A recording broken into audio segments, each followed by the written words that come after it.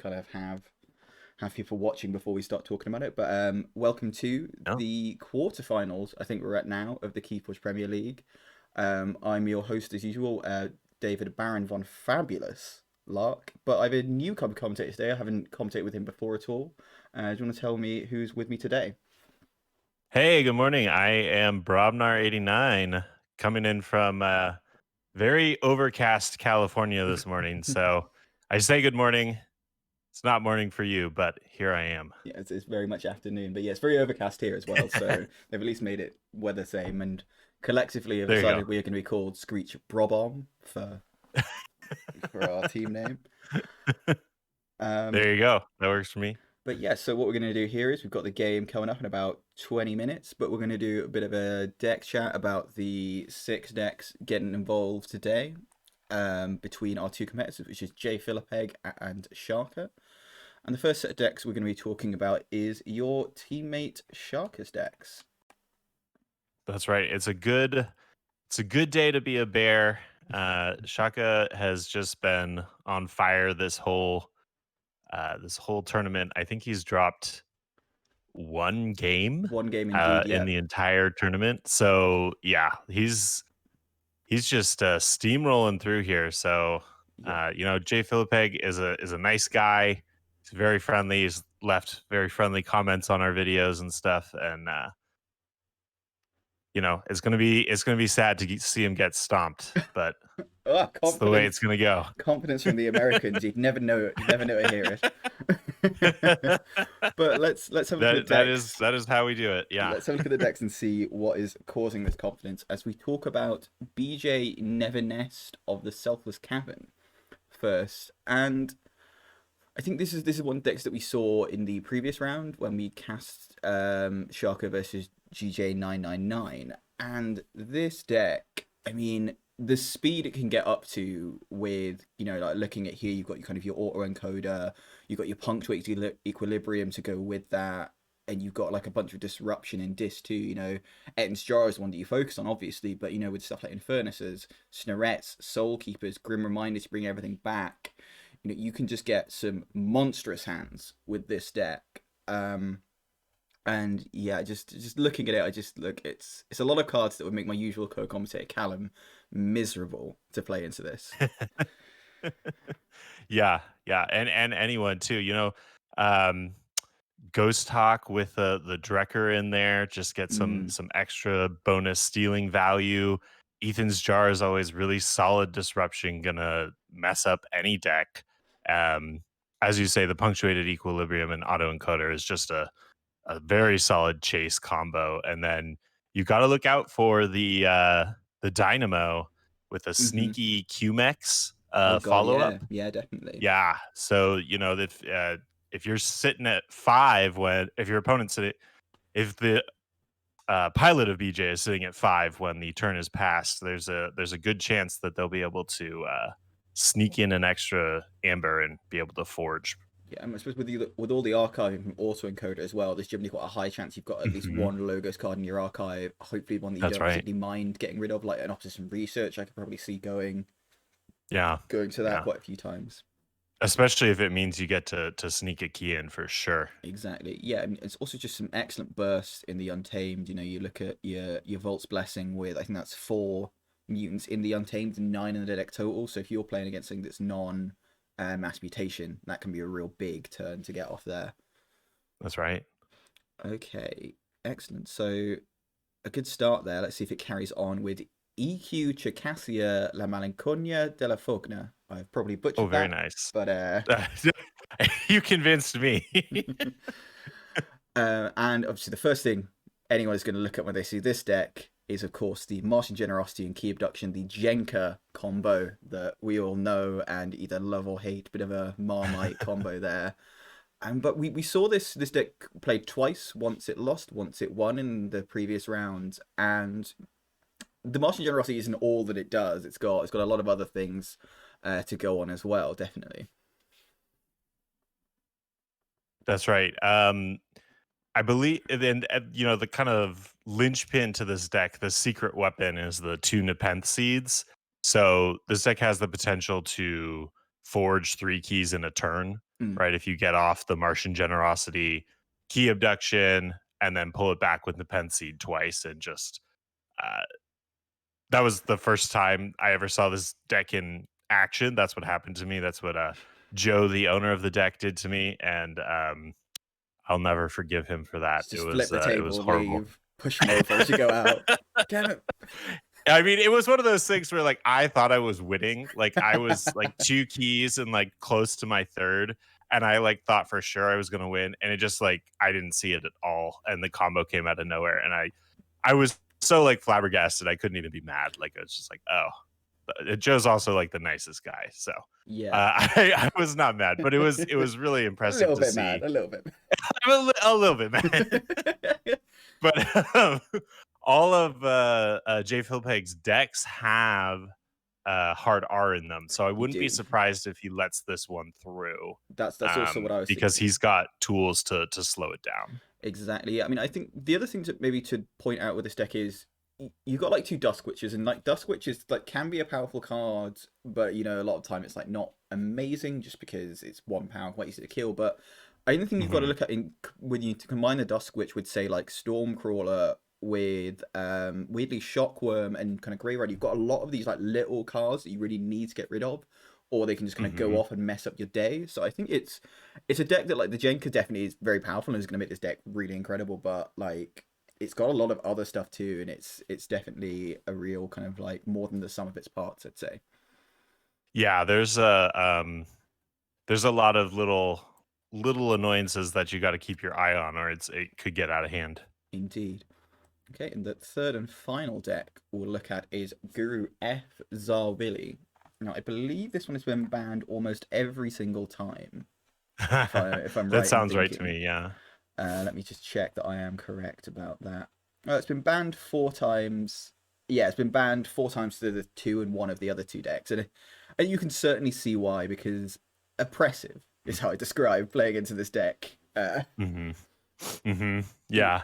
you know, it's like, oh, you can't go to too much Ember because there's 3 too much to protect. Yeah, that's right, 3 counting too much to protect.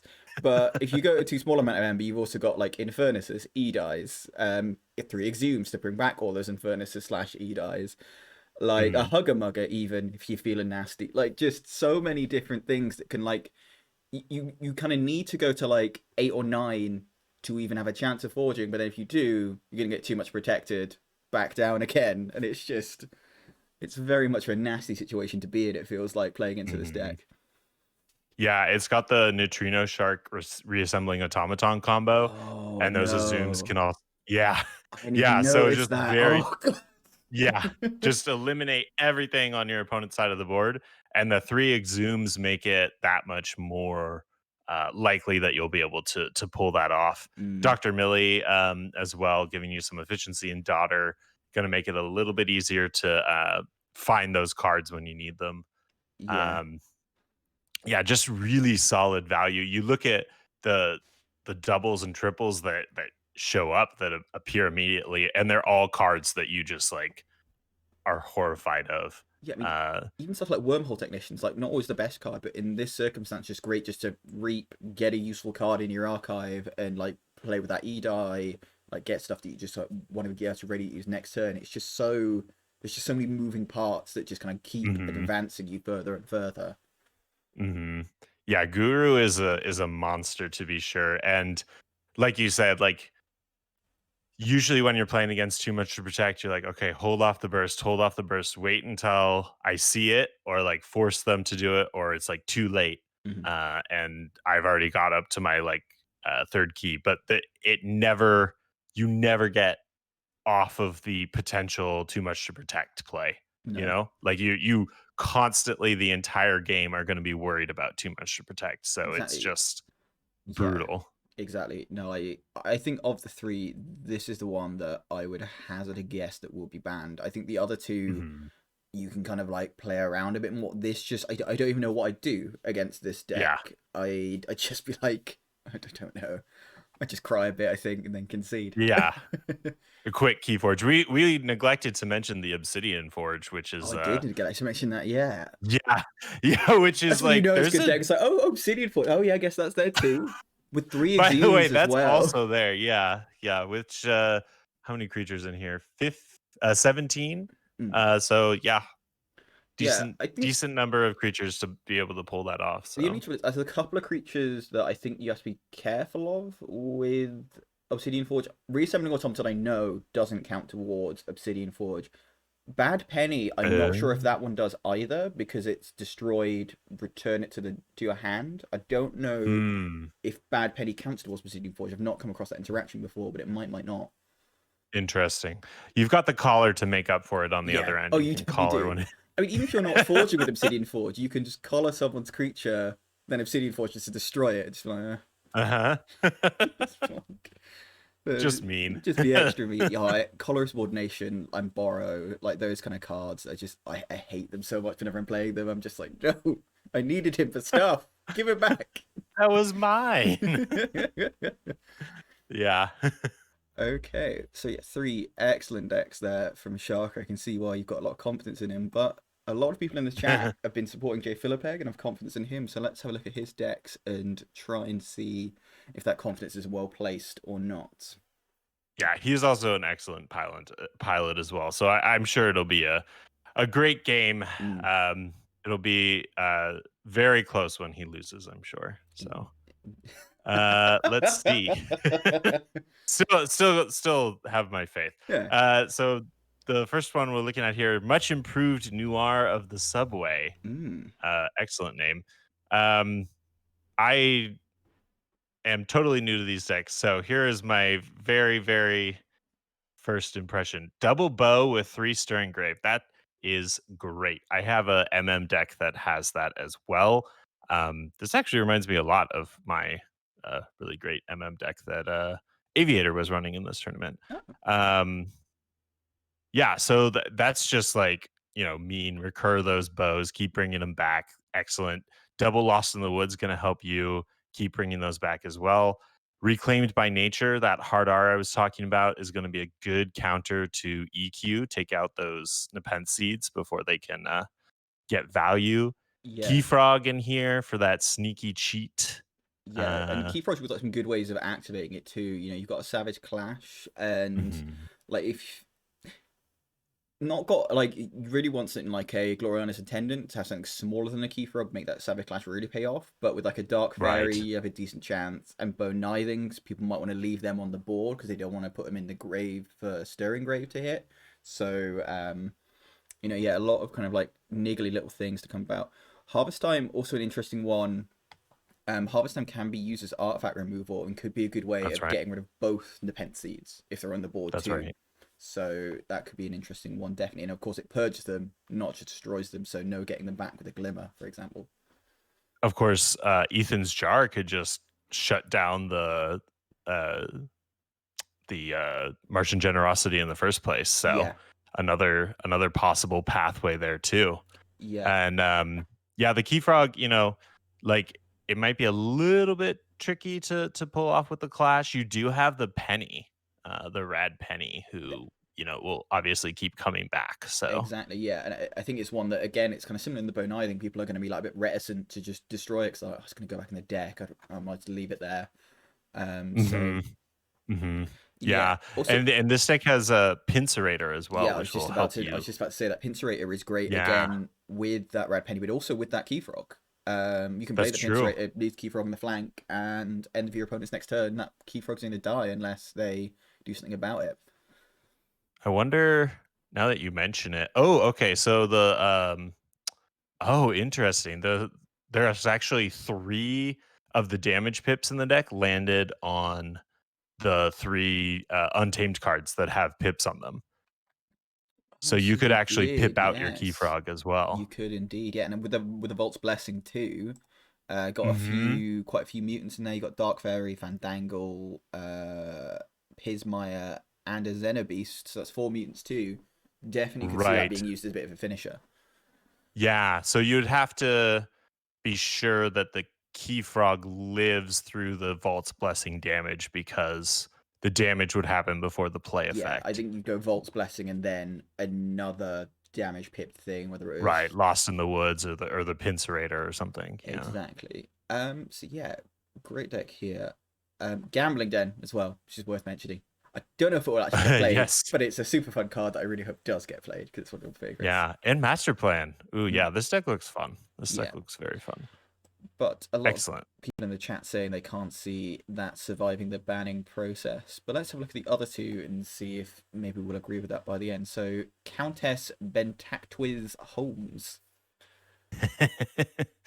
Great name. Yeah. um, looks like some solid code of value here. You know, you've got your big dis house with Arise and Mm, bring those all those annoying critters back and play them out again. yeah. Um, gateway to dis, so you can line it up to like wipe the board, Arise, bring out a big old board of dis, and just sit there and make your opponent sad. Yeah, great combo as well. You got the Terror.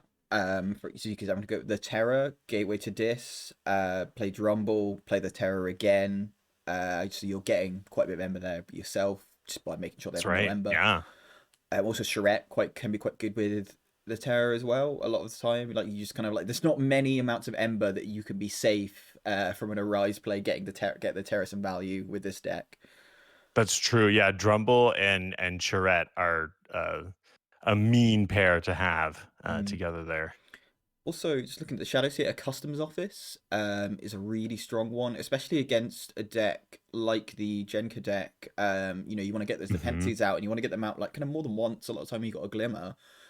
Customs office really makes that much harder and kind of means you have to pay to do that. So customs office I think could be is a deck that is a card that we've seen that's do a lot of work throughout the tournament while we've been casting this, and I think in this matchup again could be quite a critical factor.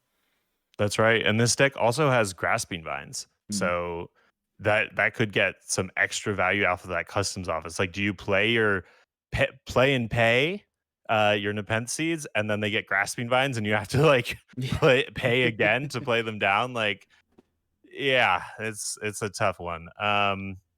Lots of pinging steel in shadows here, 3 nerve blasts and relentless whispers. Just lots of ways to Yeah. uh get that steel in. I wish it had too much to protect just to, Yeah, you know. I think that's the kind of big thing about this deck is there's kind of two very noticeable absences, which is the too much Mhm. protect, as you've just said, and also a key cheat in the Untamed. That's Ah, what you like generally expect in a deck of yeah. this kind. And we're also kind of like the Untamed is an interesting one because it's not at all the Untamed you'd expect. You've come to expect anyway. So far, you've got no Mm, Hunting Witch, you've got no um, key cheats, you've got no Nature's Call, you've had one Dust Pixie, but kind of no, we're not even a regrowth to recur it. So it's quite an interesting one that this is one that JFilipeg selected, but also it's gone this far in the very much bucks the trend of yeah, Koei that we've seen. that's true. You could definitely see this one getting through because I think of those notable absences you mentioned. Mm.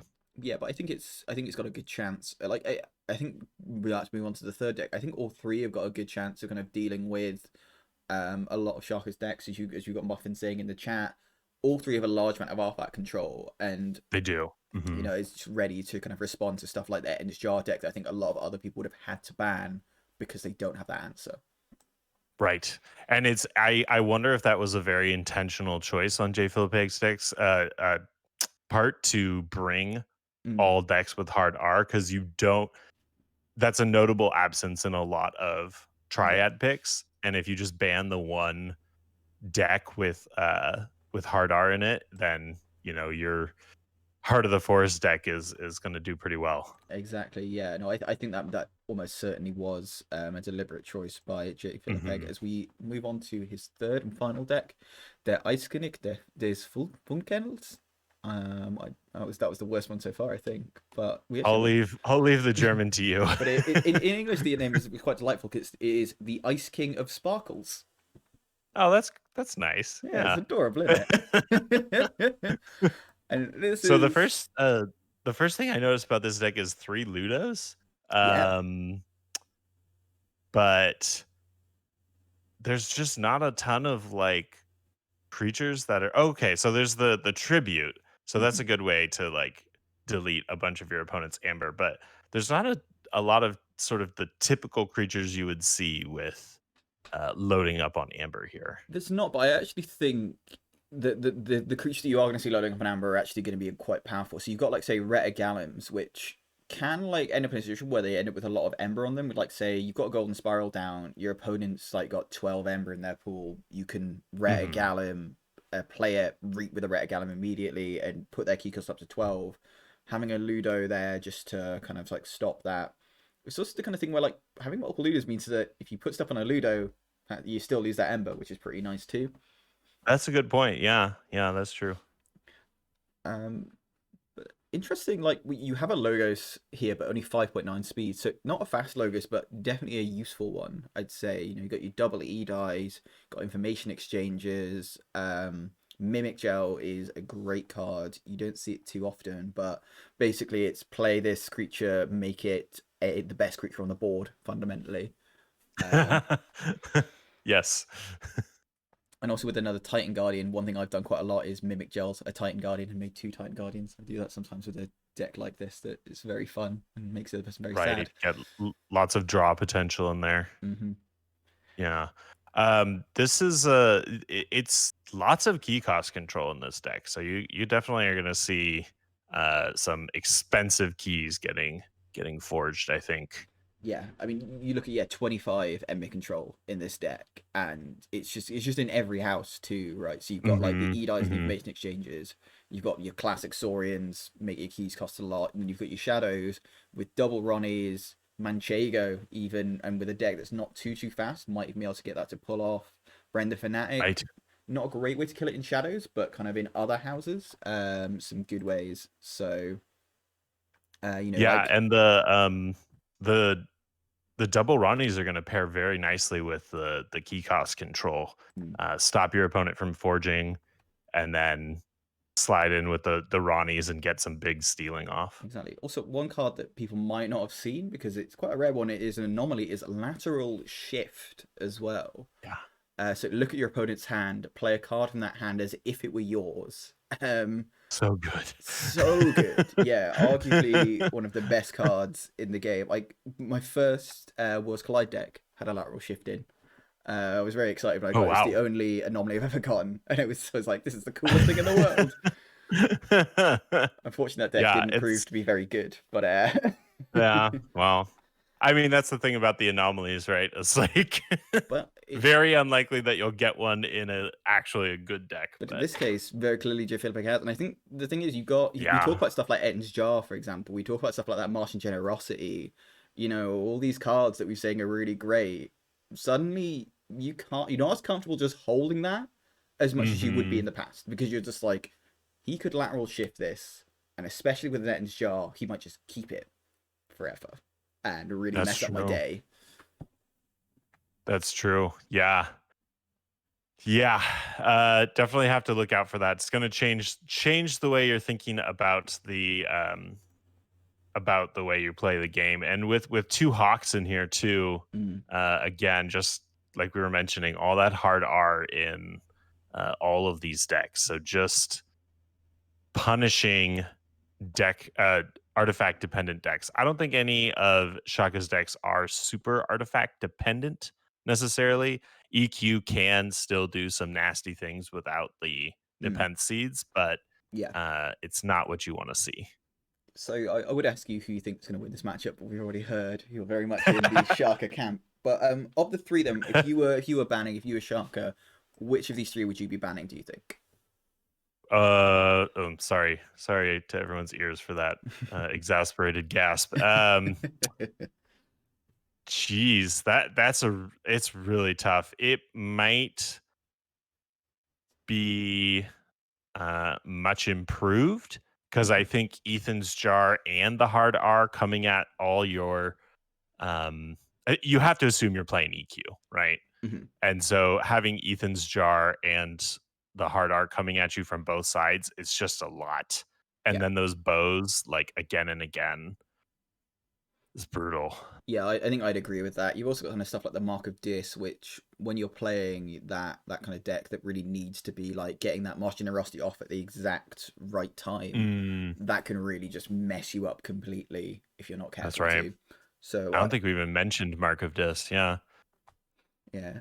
So yeah, I think I agree with that. So looking at Sharka's decks, then I'm gonna be contrary to you and say that I think JFilipeg is gonna take this. And I One think, of us has to be wrong. oh yeah, exactly. So, but yeah, I think Guru F Zarvili, I think has to just for me has to be the ban. It's just so Yeah. there's so much oppressive stuff, and I think like you said, this one's like you got the Obsidian Forge, which is a kind of useful artifact, but like say BJ Nevernest, you can hit that Ettin's Jar, you can hit that Auto Encoder, you can hit that Fangtooth Cavern to an extent, which are all things that kind of really help that deck tick over from like kind of great to unstoppable.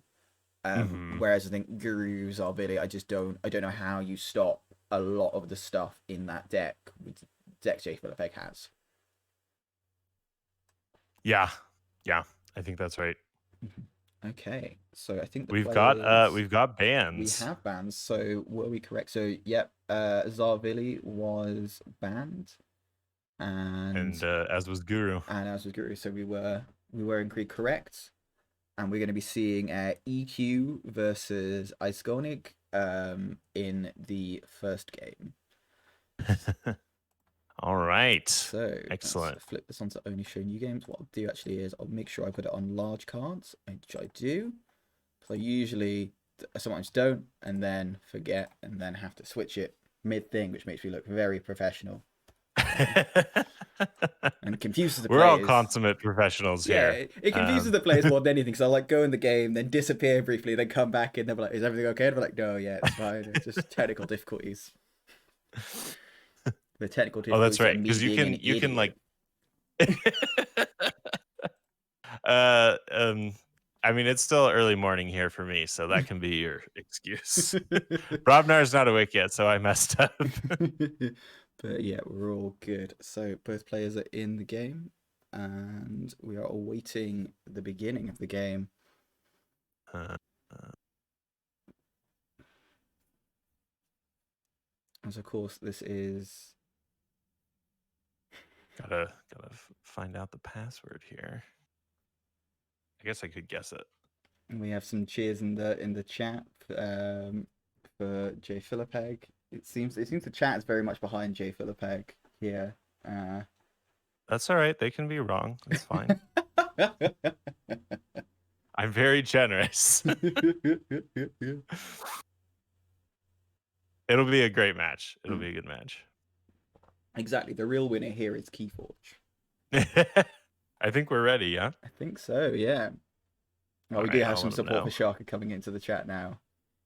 The Bears must have shown up. There.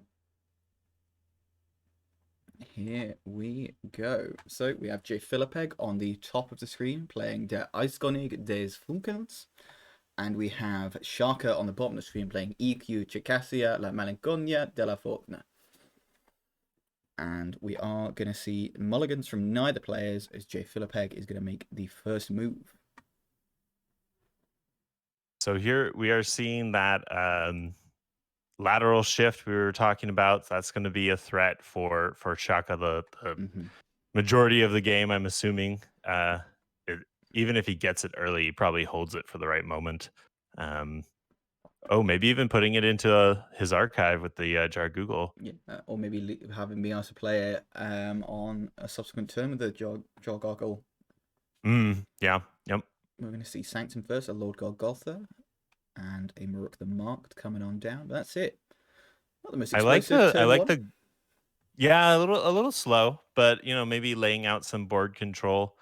I like the Goggle turn one. That's a nice little way to get an extra card out of your hand. It is most certainly, yeah, but we are going to see the E-Die coming in here. Information exchange.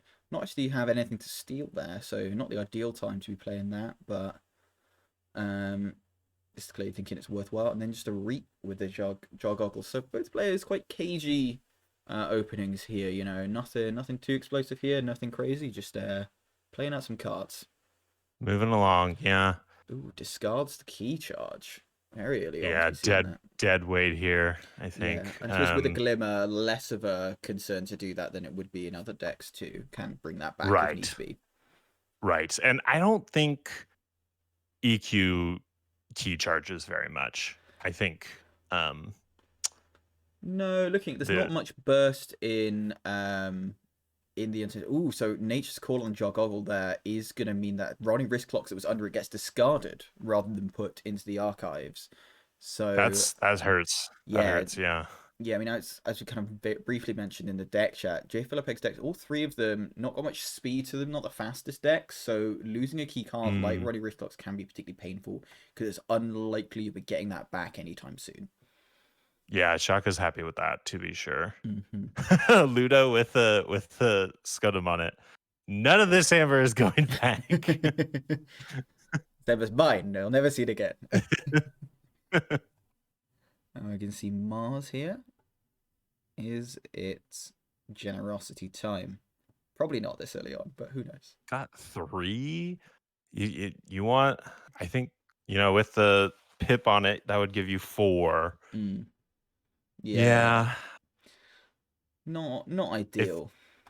If he's doing it now, it's out of necessity, I think, right? Yeah, exactly. I mean, I suppose, yeah, again, with that lateral shift knocking around, it's like, can you really afford to hold onto it for too long? Good point. And then again, we have already seen a couple of Saurian cards, so you may be thinking, okay, I'm thinking if they had it, they would have used it, but we'll see. It's an interesting one to see if we get it.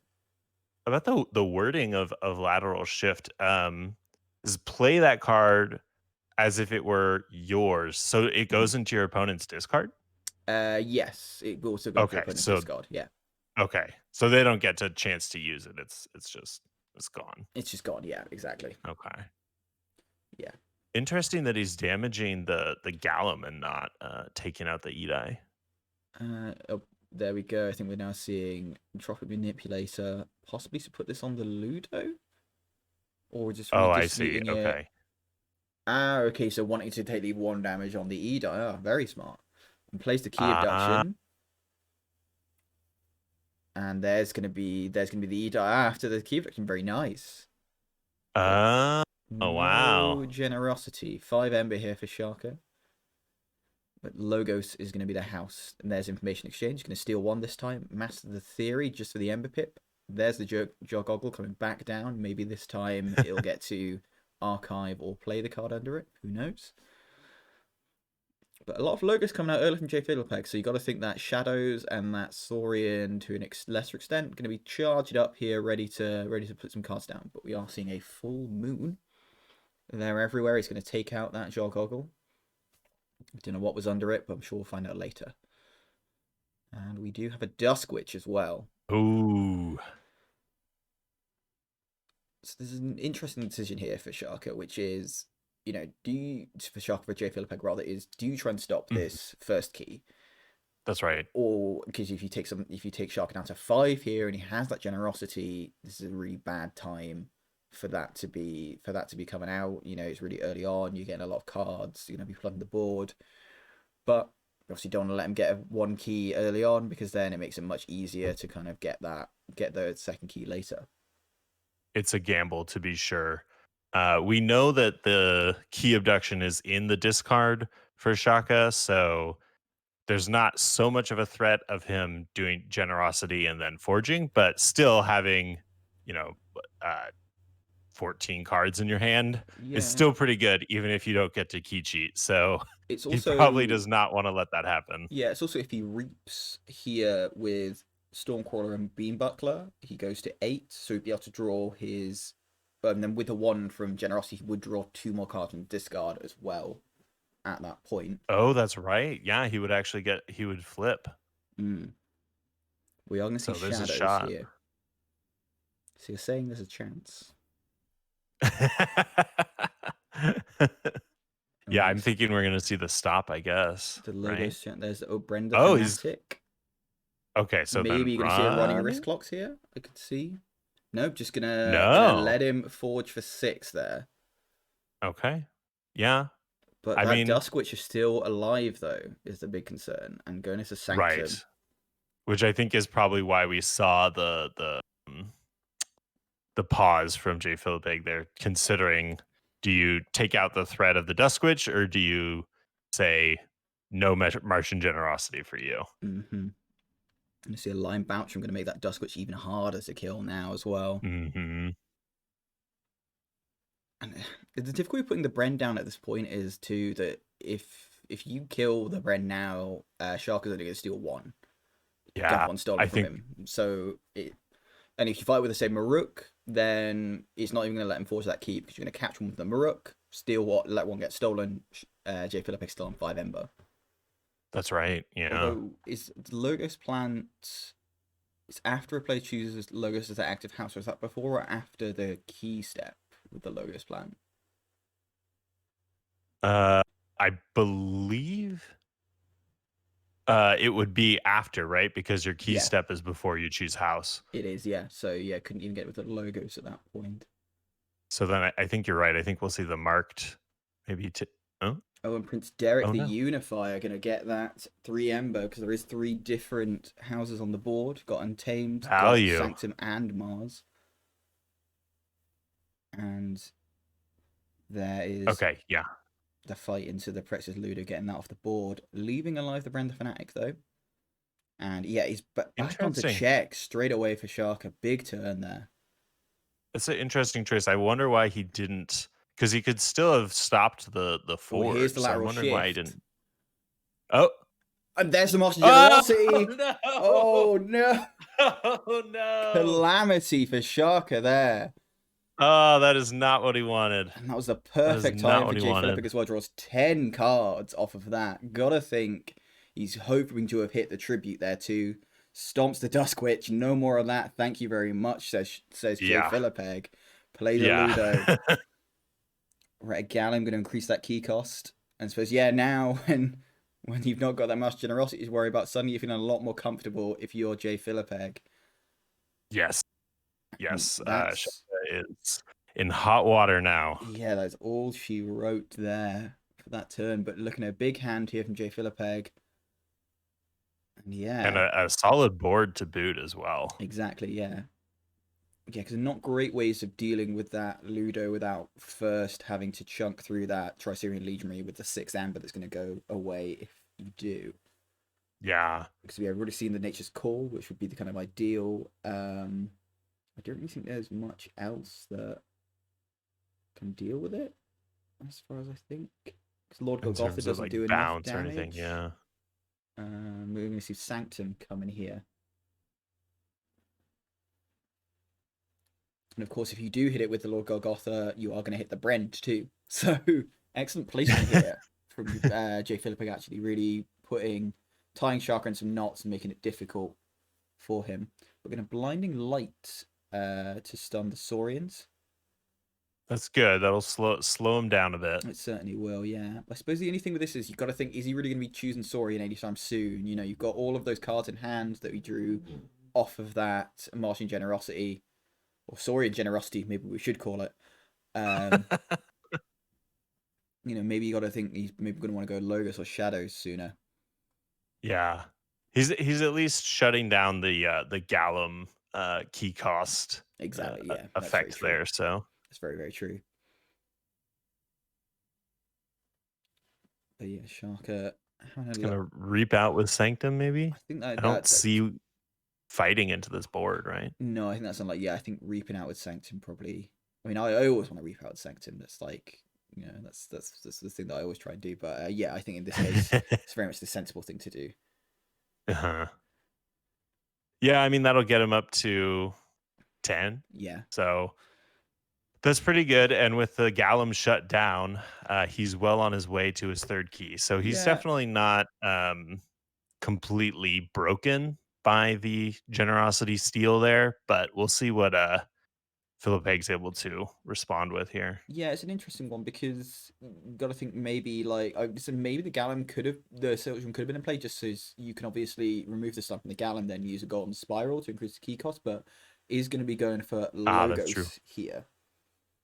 So yep, gets to take out that Lord Golgotha. Plays a Hologramophone. Nice bit of Ember off of that. And Edai here. Okay, here's where we think the key costs are going to be going up and up. Yep, there it is. Mm-hmm. I wonder if he gets to check here. I feel like that is going to make a big I'd be difference surprised because if he did. I can't think of. what more amber he's got there. Yeah. No, I mean, I tell you what would be cool. Mimic Gel, the Prince Derek would get you to check.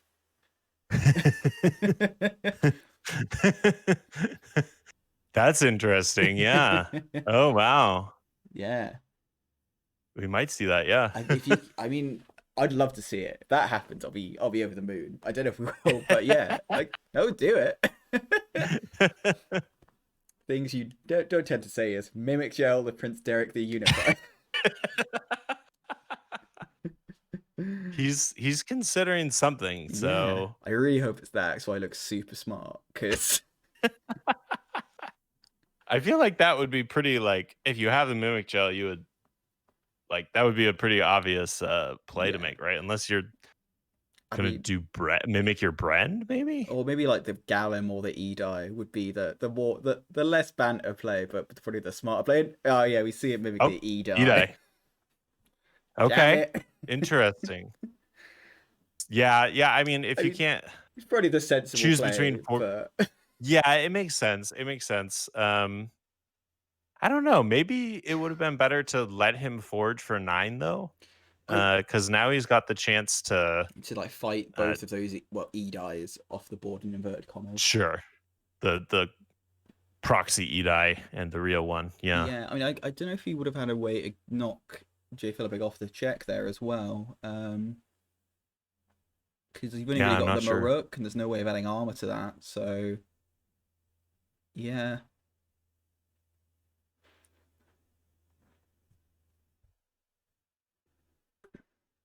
Oh well.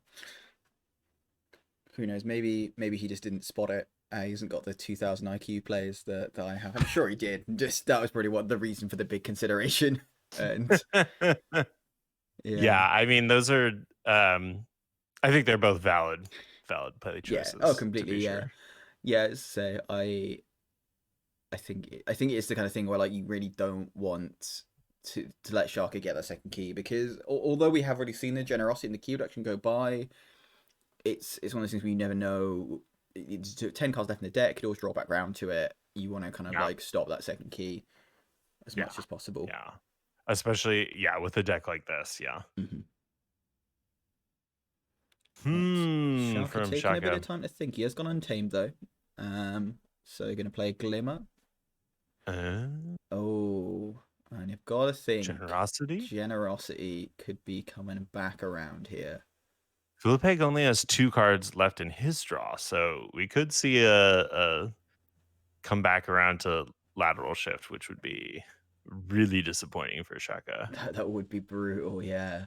I mean, But with 10 amber in his pool, like if he takes the generosity, like yeah. JFilipeg has to address it. Like he has to do something. That's the thing is what it puts JFilipeg in such an awkward position too, because it's like, well, I can't stop him from forging because he will generosity and win. But Yeah. I also can't let him. I don't want to let him forge in case he generosities and wins. And there it is. There's the generosity.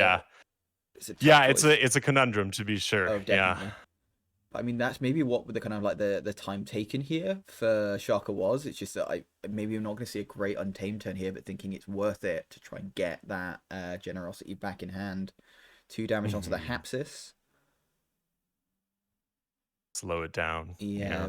I think just minimize the number of things it can punch to draw a card. So and the Dusk Witch as well. So a lot that has to be dealt with by JFilipeg here. Yeah, again, that multiple threats that he's going to need to address, but he's very quickly going into Logos, so he has a plan. Gets rid of that Dusk Witch immediately.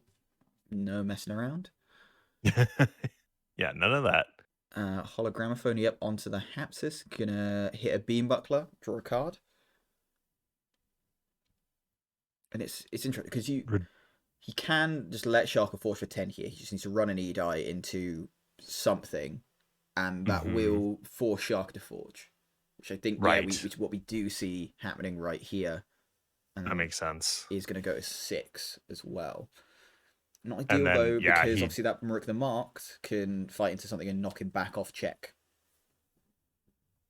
And he's still only in check for the first key, so Exactly, yeah. he's got some catching up to do.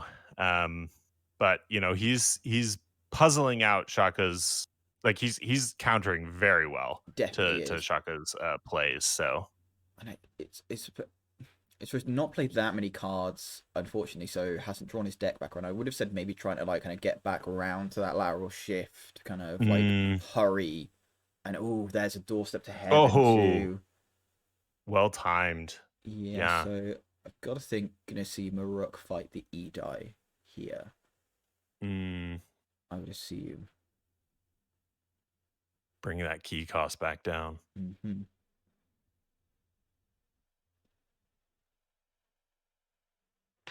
Or maybe the Ret Galim, I suppose. I could see we haven't seen a Saurian turn in a little while. Um but and it also kind of like forces JFilipeg to keep whatever he's got in his archives if you leave the E-Die alive. But we can see discarding of the Hallowed Shields and the Bob-Omb here. Interesting not playing those. I don't know what. Does Philipeg have a way to trigger them? I was Don't wondering about that. think so. A hawk, I guess, is maybe the thing. Uh, okay, yeah, but he could still hit the mother gun. Yeah, and also like you think you'd want the Bob-Omb down to try and take out the Golden Spiral or the Hologramophone. Let me just have another check. He's not got Roma access. Not got a Nexus. Yeah, that's an interesting one. It's a curious one there. I'm not sure why he's just discarding those. It'd definitely be worth asking Shaka in the interview. Yeah, definitely. But it's going to be JFilipeg. So I haven't seen Shadows in a very long time here. So I wonder if we're going to see some of that this turn. Right. That brand is still just hanging out Just there. chilling, yeah. Yeah. Chilling like a villain, his brand. Waiting to get some damage. Yeah. I mean, I think we've seen both Ronnies at this point. We've seen one Ronnie so far. But Ronnie a difficult one in this matchup because it's the kind of thing where you don't want to be leaving your opponent on say 5 Ember in a lot of cases. Mm, It's not yeah. helpful. And he's going to pick up that Right. archive and only has one card, so Manchego could actually come off here. We could see a Manchego actually do some stealing. Ronnie wristlocks first. Manchego steals 2. There it is. Here we go. You love to see it. Chimera Eclipse. Oh, to return them to the deck as well. So Oh we wow. could see next turn even more hot Manchego action. I like Manchego a lot, in case anyone hasn't realized. It's neat. It's definitely a difficult one to use, I think. Yep, and Bren's going to take out that Prince Derek. And I think Macy end here just wanting to keep that draw pile. Or maybe play one more card, because yeah, you can draw 3 and still have that Manchego go off if you so want to.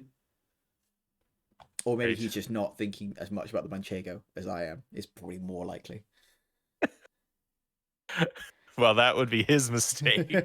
And we do see the hop to destroy that mother gun. And a trust no one. He's gonna redraw. Hasn't thought about the Manchego at all. Oh no.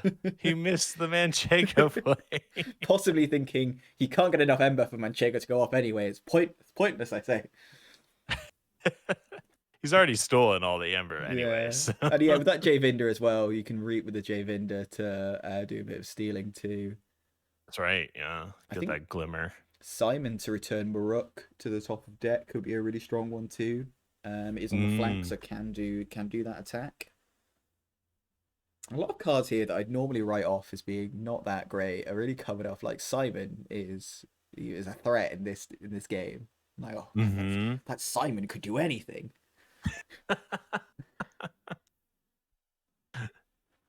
Simon's an interesting one, to be sure. But we actually might though see that on the Stormcrawler just to allow, say, reaping with the J-Vinder. Or we might not see Shadows at all. Who knows? But Sharka having a bit of a think here. I think this is like, it's very much an interesting part of this game because we know that Sharka has that Marsh Generosity in hand. we also know Mhm. JFilipeg has flipped his deck, so could be hitting that lateral shift again at any point. It's unlikely he has it already, but he might do. And if he does, the scenes in the chat, I'm sure, would be palpable. Yeah, we'll okay, so Mars is the call, so Here we go. I would be surprised if he holds it here. Uh, Because a second steal on the Martian Generosity would be It devastating. would be, yeah. I think that'd be the kind of like the foothold JFilipeg needs to maybe start getting us off back into this game. Right. So I wouldn't be surprised if he plays it just for a little bit of value. Mm-hmm. It's not going to be the game closer, but No. it'll get him a step closer. Okay, but Young Missing Master, we've got Stormcrawler, Carpet Flotsam just for the Ember.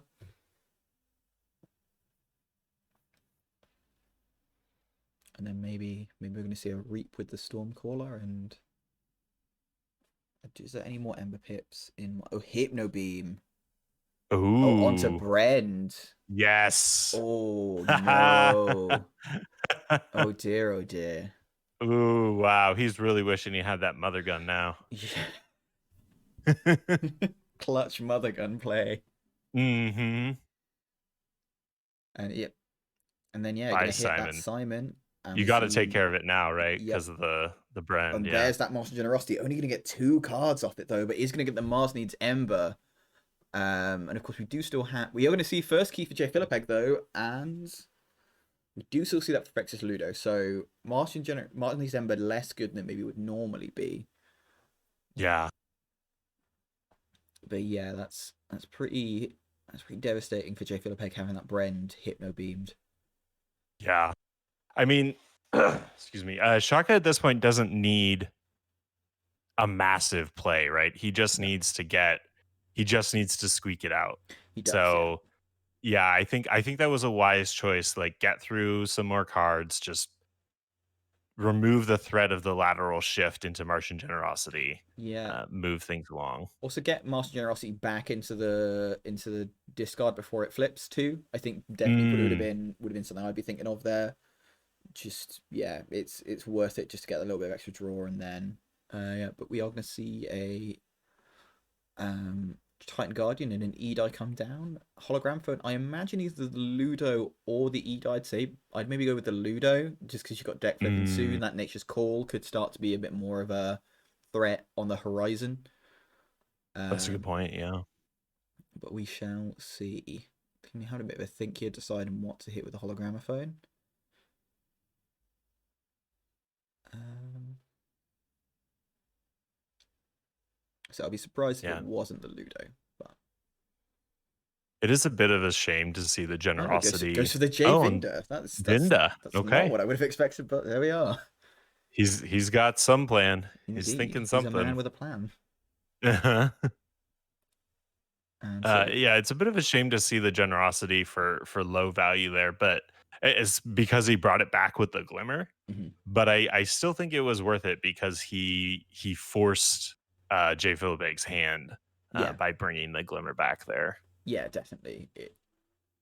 I would agree with that. But Sharka now, going to be have to respond here.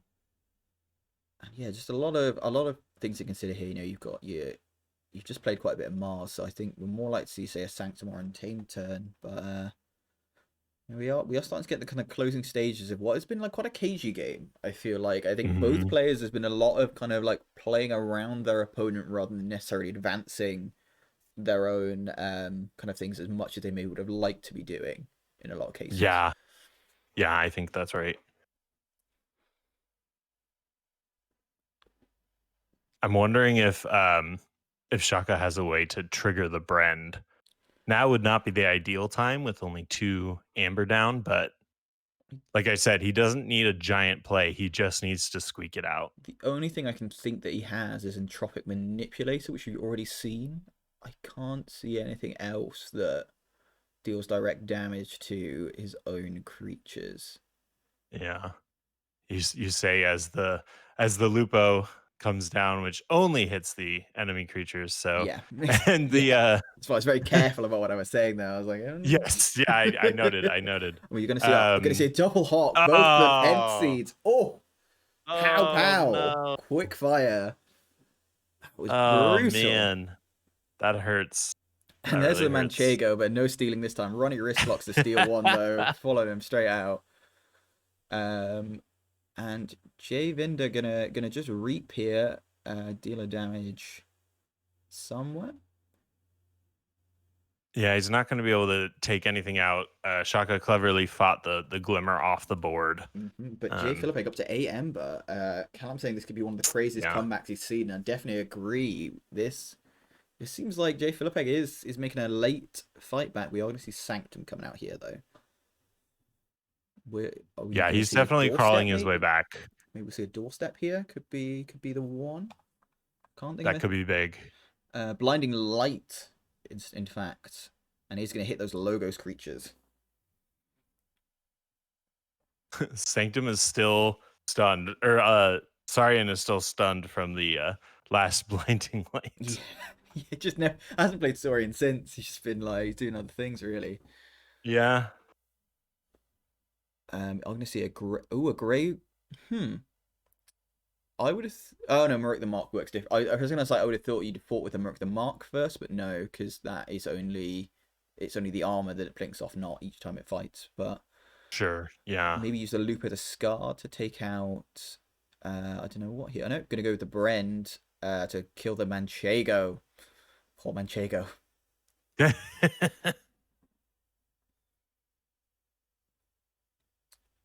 And then he has to Maruk the Marked. I don't know what you'd fight that into, really. I mean, I guess the Ronnie, just for a bit of capture, I could see. You know, not really going to want to hit that Tri-Syrian Legionary because it's got all that Ember on. Similarly, the Titan Guardian. You don't want that dying in the middle of a flank, giving JFilipeg some cards. Might even just reap with it. Yeah, reap. Yeah, that makes sense. Yeah, it goes for the if he's reap. Not going to stop the Forge anyways, then... No. Oh, he is going to stop the Forge, but with Orbade the Grim instead. Oh. I totally forgot about Orbade the Grim. And there's a Lion Bouncer going to come down as well, I imagine, between that Maruk and Orbade. No, I'm completely wrong. It's between Stormcaller and Lupa the Scarred. But yeah, that's rough for JFilipeg though. Felt like he was starting to make a bit of headway, kind of get back into this, and then just kind of had his knees chopped out from under him there. But he's going to go logo, so I assume going to remove some stuns first of all. Nope, information exchange first and foremost, getting back onto check. Master the Theory. Do some stun removal here. I'm presumably going to ward something. What will it be this time? Seem to have been dropped from the game, so I will try to make my way back here. We have suggestions in the chat here that Brenda's a great steal with Hypno Beam, but maybe Ludo could have been a stronger one. I think maybe the thing with Ludo is that there's like 3 other Ludos in the deck, so you got to think if you steal one, there's most likely going to be another one coming down. Whereas and the Scudam as well. And Mimic Gel to copy the Grey Rider. That's an interesting one. So Radiant fight with a neighboring creature. I imagine he's going to use that Hapsis to fight something. Could see Maruk the Marked being the one. Nope, Orbade the Grim, getting the Ember back off that and back up to 10. Wards that Tri-Syrian Legionary once again. Interesting he's warding the Tri-Syrian Legionary. I suppose just again that Nature's Call. And that Nature's Call maybe he's protecting against. So Lupa the Scarred can kind of take off that ward. But yeah. I think Nature's Core here could be the thing that would kind of maybe win the game for Shaka. Being able to get that 6 Ember back. I don't know how good a response JFilipeg, I suppose, has redrawn his deck. Could have that tribute back again. That's right. Yeah. Yeah, if he could Nature's Call and then maybe Key Charge or something. Yeah. That could be it. A good finish. We are kind of at the bottom of the 9th here though, with only 4 minutes of the game left. This has been real back and forth stuff. Oh yeah. It would be a shame if this went to time. It would, yeah. But I feel like we're building to a crescendo here. I feel like something's gonna happen, and I don't quite know what, but I'm excited to see. Yeah, I think that's right. We're pretty close to a tipping point. But yeah, Shaka is his turn here, having a bit of a think. A lot of angles to be considering here. Most definitely. It goes for Mars. Stormcrawler gonna reap. As is the fixed finger. Oh, we get it. Oh, Martian Oh, generosity. We don't have enough for a key abduction though. Because the key cost is 10 thanks to those E dies. Although he could take both of them out with a entropic manipulator. Is that what it's called? Yes, it is. And we do see the right. entropic manipulator. Or maybe, yep, going to take out the Brand. Oh, Oh, is it only on your creatures? Is it? Oh, choose a player, right. So he's going to take out that Brand for the steal of 3. But not going to stop JFilipeg from forging. And I don't believe that's enough for the key abduction either. it must not be because he's playing cards, He is or he indeed. doesn't have it. He may not have it. Yeah, that's also true.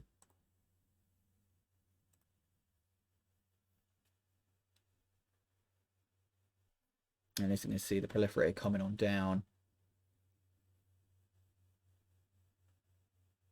And Carpet Flotsam just for the Ember. So yeah, I've got to think here that Shaka's maybe at this point digging through for that Untamed, hoping to get that Nature's Call with the key charge. Yeah, and he may have just pulled it there, so May have we'll done, see. yeah. And you've got the There Everywhere too to knock off the wards, potentially as well. So JFilipeg, JFilipeg, I think, yeah, has to do something here. And if he has that lateral shift, that could be big because it would allow. It's going to go logo, so maybe he doesn't have it, but he's going to do something else.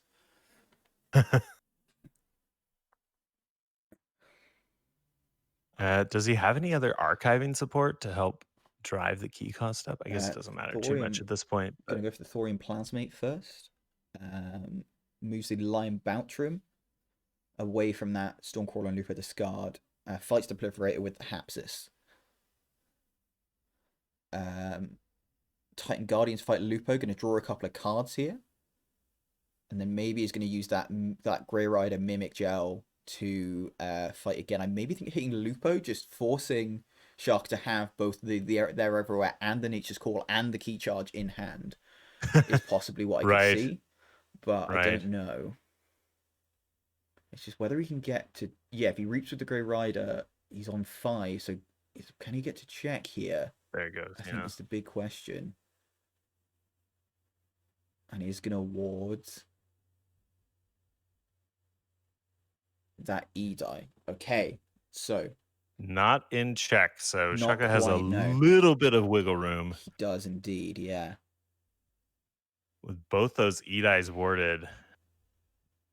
Yeah, but will still... Tight. If he can get that Nature's Call and Key Charge off on that Legionary, then it is enough, even with the E dies. And we are coming down to time here with 5 seconds left in the game. Yeah, I think this could be going to time here. And I think both players at 2 keys and 5 amber. We've got to assume Shaka doesn't have this either, because if he did, I've got to feel like he would have just immediately gone to Untamed and done it. I don't think he'd have waited around. He would have just been like, yes, this is what I'm doing. I know what I'm doing. So we are going to go to time here. And a nail biter for first game. Absolutely.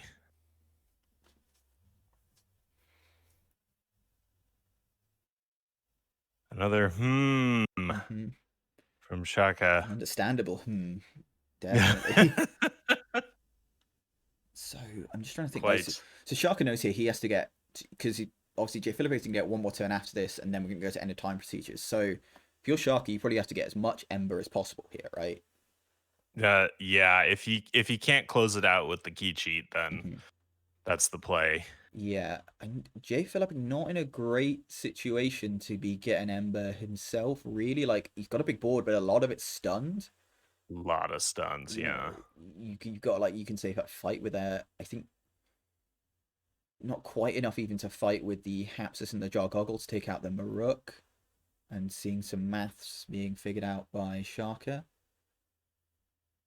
It's the hardest part of Keyforge for me. Shaka definitely a little bit better at math than I am, so I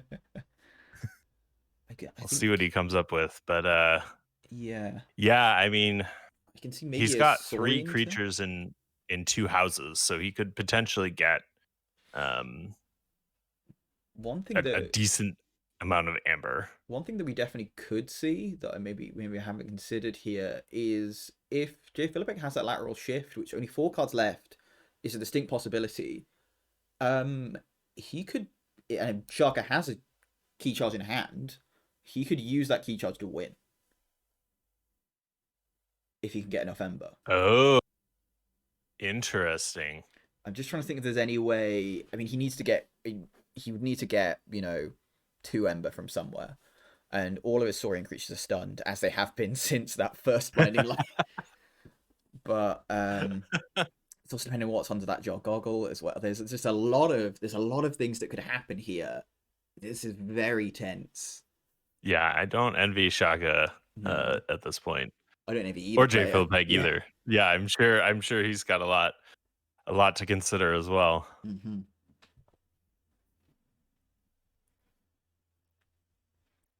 But yeah, what is gonna happen? Yeah, I mean, man, we rough. even if Shaka doesn't have the key charge yet, we might be looking at him just thinking, well, in that case, do I just there everywhere nature's call, try and get that ember back? But I've got to assume that he Uh-huh. doesn't have either of those, I suppose. Otherwise, again, it seems like that'd be the obvious thing to do. Right. Right.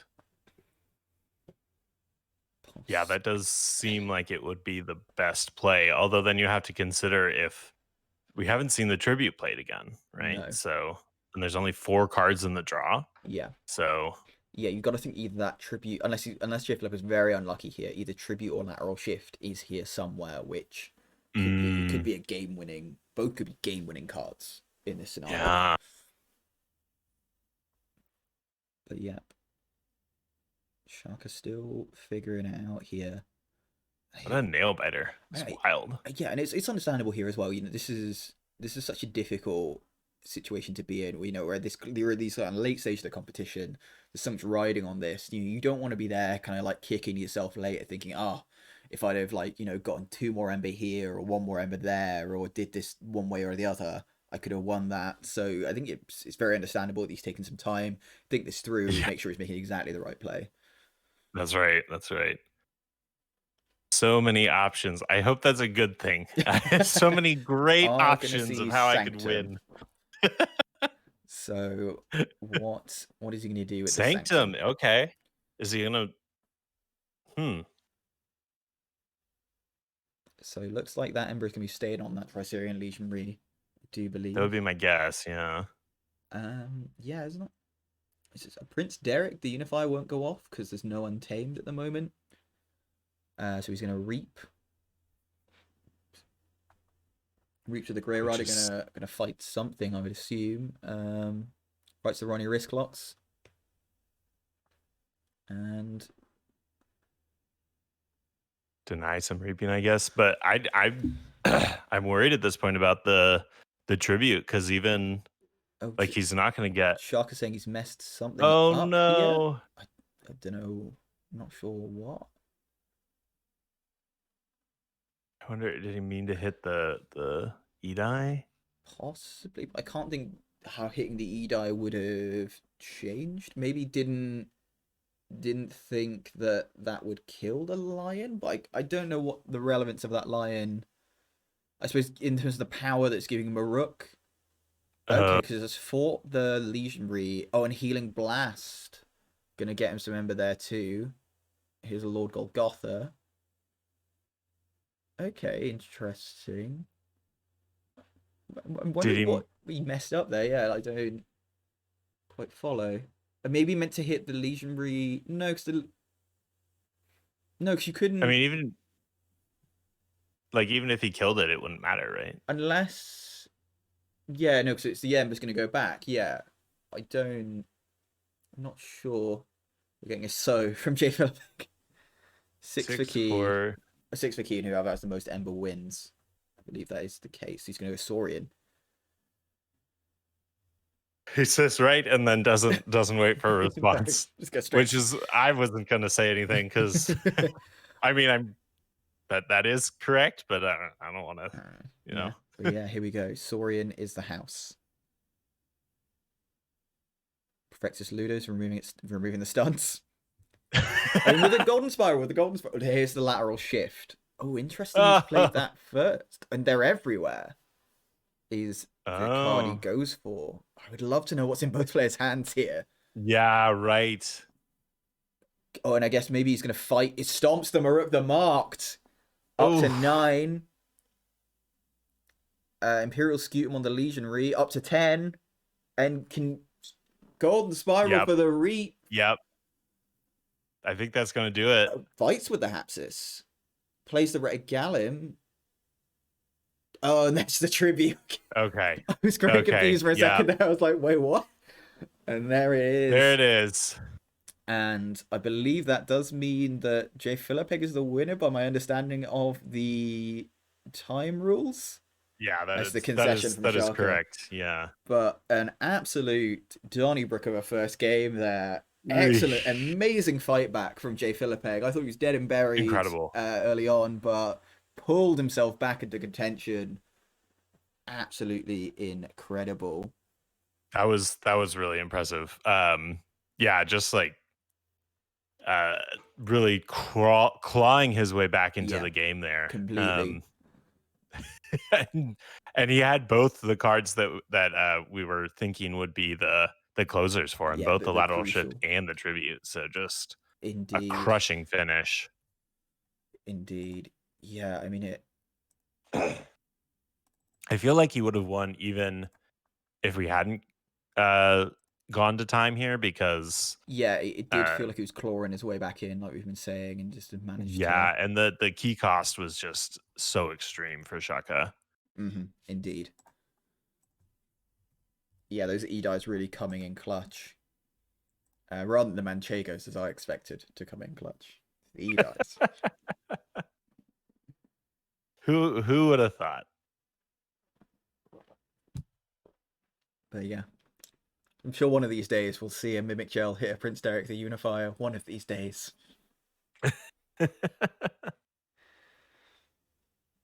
Yeah, also it was a close thing. The hands there as well to see kind of what everyone had too, because you've got to assume there wasn't a Nature's Call or Key Charge in Siaka's hands. But yeah, just wonder what was causing that consternation for Siaka. We'll have to ask him about that in the game.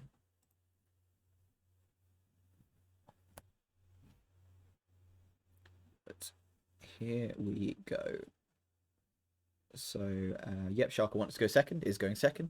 JFilipeg is going first, so JFilipeg will be on top of your screen, playing Countess Bentactwiz Holmes, whereas Siaka will be on the bottom of the screen, continuing with EQ Chicassia La Malinconia de la Fogna. Consternation could be our word of the day, yeah. We'll say consternation is our word of the day today here at Team Scooch Revolve.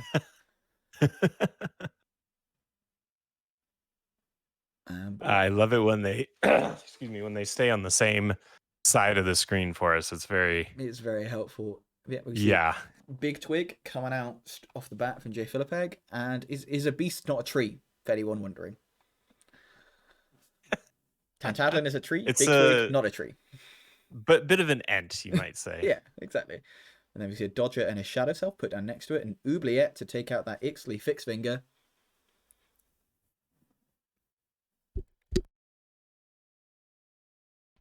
Both players going at a fair clip here, both going, well, we went to time last time. We've got places to be after this, so let's speed up here, let's get going. But moving right along, I do feel like, especially EQ, the first couple turns are probably pretty straightforward, unless you've got like Martian Generosity in hand or something. Exactly, yeah. We see some long fuse mines coming on down, when then just the replay of the Shadow Self and the Dodger after that Nature's Call, flip them back to hand. And we are going to see a Healing Blast to heal up that Stormcrawler, just to gain an Ember, and an Orbe the Grim to take 2. And Merc the Mock coming on down. MVP of the last game. That's right. That's right. And we see a Big Twig, a Dew Fairy, and a Halacore, along with a Vigor to once again heal that Stormcrawler. It's a very healthy Stormcrawler you're seeing there. It's definitely had its vitamins. It's going to be all good now. He is fully vaccinated. That's right. Yep. Has both Untamed and Sanctum vaccinations. I'm not sure if you're supposed to be mixing them, but you know. Oh, and now we see a Martian Oh, Generosity early Martian on. Gen. Only for the 8 cards, so not quite enough for the Cube Collection, I don't believe. No. No, I don't think so. So but we've seen the Gen a few times here. We still haven't seen a car, unfortunately. yeah, enough to get you a good running start on the game, though. So. Oh, for sure, yeah. As the Mother Gun is going to get put down alongside that Hallowed Shield. Are we going to see any more cards out of Siaka here? I've seen a fair bit of Mars now. You know, we've seen, what, 5 Mars cards, including the Generosity. Oh, there's the Key Abduction. So, yeah, clearly hoping to play down that Beam Blocker again. Maybe going to move the Shadow Self, so you can't get the Dodger fighting and stealing as much. that would be a solid pick. Nope, he's going to move the Dodger instead. Okay, well, I mean, same result, right? So yeah, I suppose maybe you want to get that Big Twig next to the Shadow Self, which obviously can't fight as easily, can only fight stun things, so I can kind of see maybe why he's done it that way rather than... And then also trying to get that Dodger as far away from the Shadow Self as possible. Oh, we're going to see a Hypno Beam. The Dodger is now a skirmisher, though, since it's on the flank. It is, that's true. What are we going to see in Hypno Beam? I imagine maybe... I mean, Halacore he can actually use because he does have Untamed in his deck, but Shadow Self I could see maybe next to that Obey just really tie up the Ember a bit more. And it goes to the Dodger. Interesting. I guess just deny him the use of it. Exactly, yeah. And we are going to see Dis as the house. Gateway to Dis, destroy everything. Nope. That is not something we saw in the last game. My Bob-Omb the Glimmer is a good hit, though, stopping that Generosity coming back. And we are seeing an ouch from Siaka, clearly sharing your sentiments there. And Shrek is going to capture 1. Snudge is good. Could be a good one to start sending stuff like Hallowed Shield back to hand, disrupt Siaka a bit. But a nice disboard here, and Siaka have got great ways of dealing with it, really. Well, apart from Open Light, apparently. Okay, well, I'll wash my mouth out because I should have held my my agreeing there for a second. You should have, yeah. You could have seen like, oh well, you've forgotten. You've forgotten the Opal Knight. Responding with his own beefy Sanctum board here, so indeed, yeah. You know, you wipe and set up shop. Well, I'm going to do just the same. But we do have the second gateway to this from JFilipeg. Unlikely to have drawn it thus far, but who knows? Maybe stranger things have happened as he fights the Pit Demon into the Golgotha. Long fused Mines, just getting that damage on. There's a Shaffles. And are we going to see anything else coming out here? Shaffles good here, though, just to tick down that Ember. Oh, and I see a Rise. Bringing it all back to you. Okay, yeah. I was going to say we could... I wouldn't blink at, like playing down the gateway and then Arise and then put out the disboard again, but... For sure. I guess he didn't have the other gateway. Yeah, we may see Sanctum here from Siaka to try and deal with this board, which we do immediately, yeah. I think that's a play you kind of have to make here. Yeah, he's got to clean that up while he's got the chance. Yeah, exactly. And with the Hallowed Shield as well, you can do some nice things like Golgotha into, say, a Pit Demon can do a fair bit there. Or maybe an Opal Knight into a Pit Demon actually use Golgotha to take out the Shaffles and the Charette. Snudge is also an issue in this it definitely in this matchup for Siaka. So yeah, I could see like I'd maybe fight the Derek into the Snudge. I could see. Very nice battle line placement out of JFilipeg, making it hard to get full value out of the Golgotha. Yeah, definitely. Yeah, maybe. Yeah, it really is. I mean, the Drumble, I guess, is the kind of thing where maybe you'd be fine just leaving it on the board, just because you've seen the Arise already, so it's not really going to mess with you too much. And, you just see two big dis turns coming from JFilipeg. If you're killing a fair bit of that board, you're just like, well, he's got a Drumble knocking around, have it, I don't really mind, is what I'd be thinking. So I'd maybe, yeah, fight the Drumble with this Golgotha, take out the Shaffles, but then you're not getting the Charette, so, it's a tough one. Yeah, yeah, it's a puzzle. It's a puzzle wrapped So he in an goes for the enigma. Pit Demon, spreading the Does. damage between Snudge and Charette. And then Derek to fight the Snudge. Maybe leave the Charette for now, since it doesn't, like, the 2 Amber doesn't matter too much. Like, he's not going to forge anyway. Yeah, maybe fight the Boutram into the Shaffles. And then just, like, get a reap in. Yeah, I think that's what I'd be doing. But a tough one, definitely.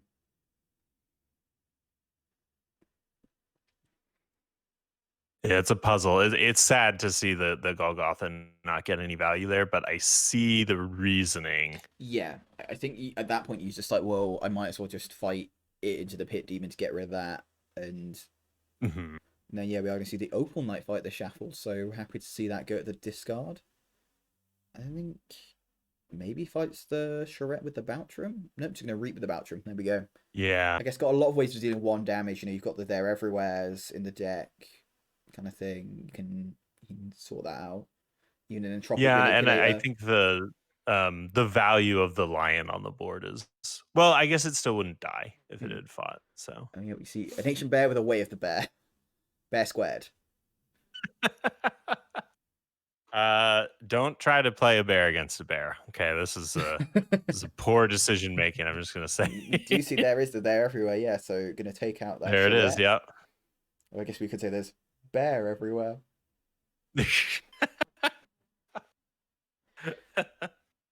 You could, but we wouldn't. We wouldn't do that to you. yeah, sure. We would. Oh, discards and the Pent Seeds here. Interesting. Doesn't. I suppose. I don't understand the. Is Poltergeist? I think could be the concern there. And there is a lot. That would be the, it. Like, yeah, Poltergeist Arise. I think might be actually the big fear, because that could be brutal to see. But we do see a Dusk Witch here. Our next. I was thinking of. I was thinking of the customs office grasping vines being the R in this deck, but I forgot about the Poltergeist. Yep, and then we see the bear dealing 4 assault damage with both its natural beariness as well as the Way of the Bear. Give it assault 4 and take out that Dusk Witch. Callum saying, "See, this is what I have to put up with." Yes, he does. Not going to deny it. I'm only sad that you got to it first. It's fine. Yeah, look, you leave Aviator, I'll leave Callum. We'll start our own commentary team. Comedy / Keyforge show. Exactly. We're going to see the Lord Golgotha fight the Ancient Bear to take out the Ancient Bear and the Witch of the Eye. And we're going to see some reaping here as Shaka goes to 6. Oh, the Grey Rider as well. Let's go to 7, I imagine, here. Going to reap with the Lord Golgotha. Yeah, getting a lot of value out of this Sanctum board. Really, yeah. And he's about to flip, so he's back into Martian Generosity, back into Key Abduction. But he's going to knock him off check with a Bait and Switch and a Relentless Whispers to take out that Grey Rider. And Customs Office is a little bit late, but he's going to make it much harder to play those Depent Seeds. But I imagine it's going to get Bob-Omb pretty swiftly. Yeah, I think that'll make a short work of it there. Yes. Definitely want to trigger that before the Poltergeist comes out. Exactly, yeah. I think even if he maybe wasn't fussed about hitting the Customs Office, you just hit it anyway to stop that Poltergeist from using your Bob-Omb against you. We are going to see Sanctum here. I think maybe just going to see a bit of a cheeky reap out. Potentially. Or we might see Doorstep to Heaven, actually. We haven't seen that, I don't believe, just yet. Oh, no, we have seen Doorstep to Heaven. I do apologize. Yeah, unfortunate for Shaka there. So he's not going to be able to stop the... unless... was what's it called? Abeid? Has Abeid been His played? Orbade has been Abeid played. has been He's going to played, hit yeah. Dis with the Blinding Light just in case any invisible Dis sneaking around. But JFilipeg is going to go get first blood, forge that first key of the game, go into Dis here. Gateway to Dis takes out those Sanctum Lands.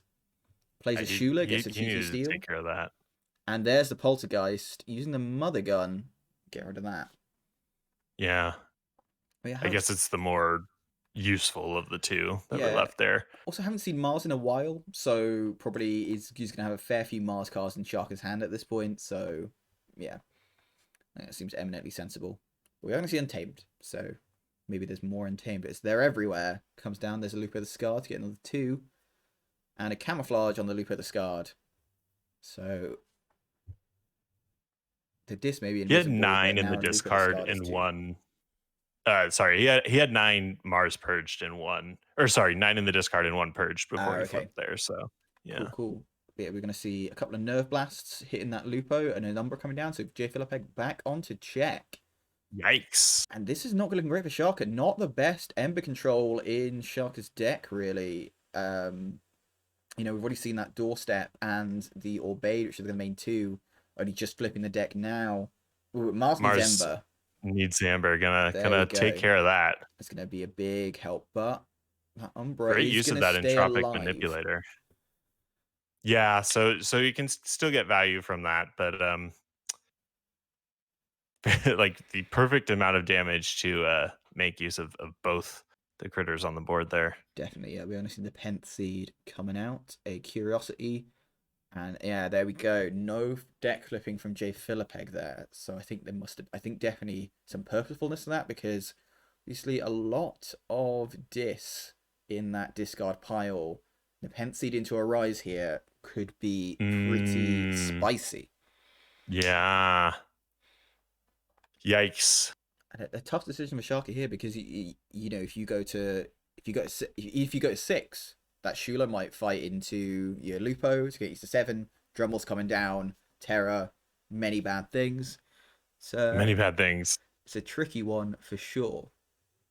And the deck is just flipped, so that Proliferator not as useful as it could be. Not going to be able to get stuff like that Martian Generosity back that I'm sure we'd want to with a Proliferator. Not a great play for Proliferator right now. Definitely not. Siaka having a bit of a consider here. I can imagine the Yeah, choices, decisions is my usual thinking sound. Whenever I'm playing, I was like choices, decisions. Can I get the gears turning? And discarding the Penth Seed. So very concerned about that Poltergeist, which I suppose JFilipeg is about to flip, so it could happen, but may have been an alright time to use it. We have seen the Poltergeist, could have been like play it now, bring it, use it next turn. But again, not much in the discard for Siaka. I think that's the thinking, is the risk is not worth the reward. No, possibly not. Yeah. And I think Siaka may stay at 5 here, discards the Dusk Witch. Huh. Oh, okay. And then plays... That makes sense. There's a second Dusk Witch. We are going to see Dis, fights the Proliferator. Siaka goes to 6, and I think we are going to see an Arise here. Arise, for sure. Yep. There he is, the Arise. Bring back that Shula, steal another one. And he is right at 6, so he doesn't have to worry about the terror potential. He does not, but still a lot here. So you got the Shulas, you got the Charettes, the Shaffles, the Snudges, all the S's, sounds. Oh, all those nasty S's, yeah. All the Ember, no Ember's gone now. It's somewhere else. And hopefully he's got that Opal Knight again. Yeah, I mean, could have redrawn it, definitely. It would be if he has, I'm sure we'll see a little bit of little consternation from JFilipeg. That is our word of the day. But less good here now. You've got the Pit Demons, the Terrors, and the Pit and the Shulas out. They're not getting hit by it, and would hit his own Loop of the Scarred. Probably not too devastated about that, but not the happiest. Right. That Dusk Witch does live though, which, coming into a Mars turn, could be a bit risky. Yeah, could get some stuff done there. Siaka just doesn't have a lot to deal with this big big board. Mhm. So I'm a little concerned. Yeah, I definitely can understand that. He's going to hit that shackles. And I think the thing that you've got to think here is as well that obviously JFilipeg's just flipped his deck, and he's flipped his deck without any diss in it either, pretty much. So his subsequent draws are going to be a lot nicer. Oh, Martian Generosity though. Ooh, and an oof from Oof. JFilipeg here.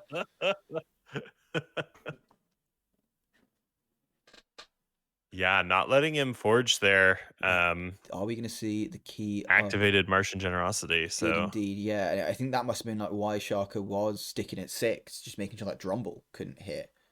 Also, could have hit mhm. that with the Beam Buckler, so it wouldn't have been too terrible. But I guess the only thing here is though, we seen the Mars Needs Ember come around. The Mars Needs Ember is still in the discard, so isn't going to be able to stop Right. JFilipeg from forging, I don't believe. I don't think so. So, but and it seems hasn't pulled the key abduction either, unfortunately.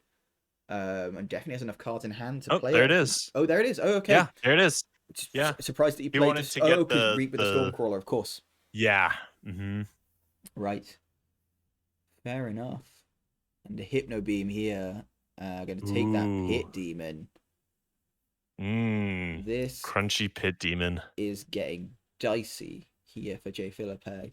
And this is exactly what he wouldn't have wanted to happen, what he's trying to play around, but at some Right. point, Suddenly that massive scary disc board is a lot thinner than it was yeah, at the start of Shaka's turn here. very much so. And there we are going to see the Beam Buckler come back down as well. Maybe hit that Drumble, just give one less thing to reap with. Yeah. Make that disc turn I less know, going to hit appealing. the Terror, just put 2 damage on that. I suppose all these things coming in ready though, so you can just fight down some stuff. Or maybe just goes for the Reaps. I don't know. Fighting the Snudge. I suppose wanting to stop him from getting returned. Reaps with the Oh, yeah. Stormcrawler. And yeah, Reaps with the Shock Worm. Definitely And in a better position. yeah, It's close though. once again, this game on a knife edge, just as the first was. What can JFilipeg do here? Yeah. And like you said, he's in a decent position with his deck efficiency going forward. So Grasping Vines He's gonna gonna be pretty happy. put that back in hand. Mermook, increase that key cost a bit. Dust Pixie, okay, 2 Ember from that. Vigor, gonna... Interesting there, he healed... Oh yeah, so heal it for 3 damage is gonna get that benefit from the Vigor, but only goes up to 5, can't quite get onto check. Close though. Very close indeed. And of course, we have got the Generosity, the Key Abduction, and the Proliferator in the discard, so Shaka has to kind of get to that last key. Maybe... He might be able to key charge if he's got it. He might be indeed, yeah. You've got 2 creatures to reap with the Dusk Witch and the Lupo.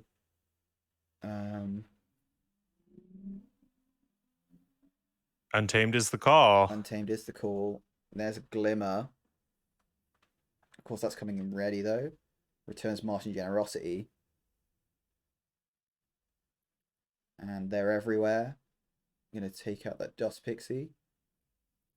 And Reaps.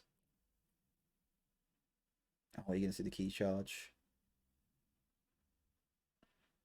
One more reap, so... And there's a Nature's Call.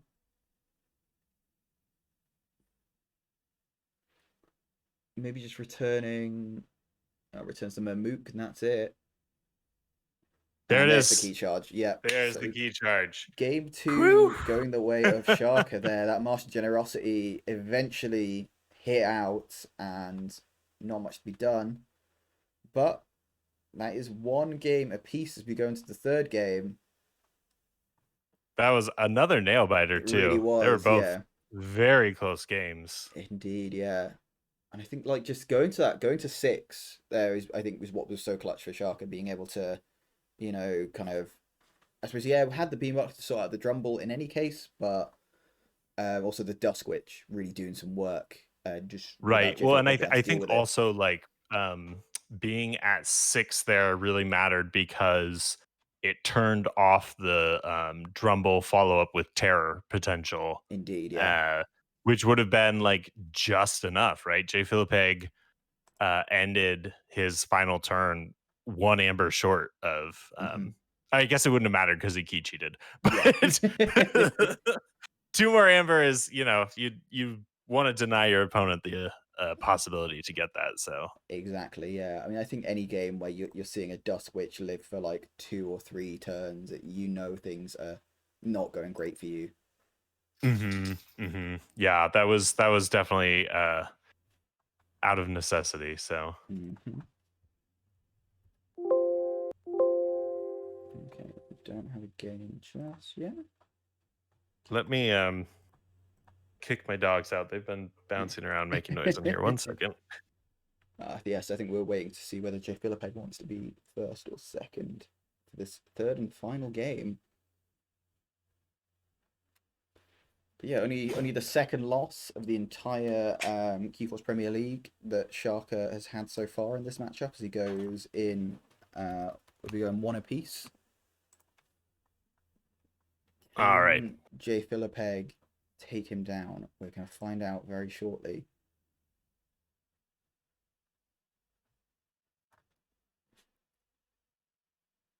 So Shaka's won with. Oops, I am not competing in this game.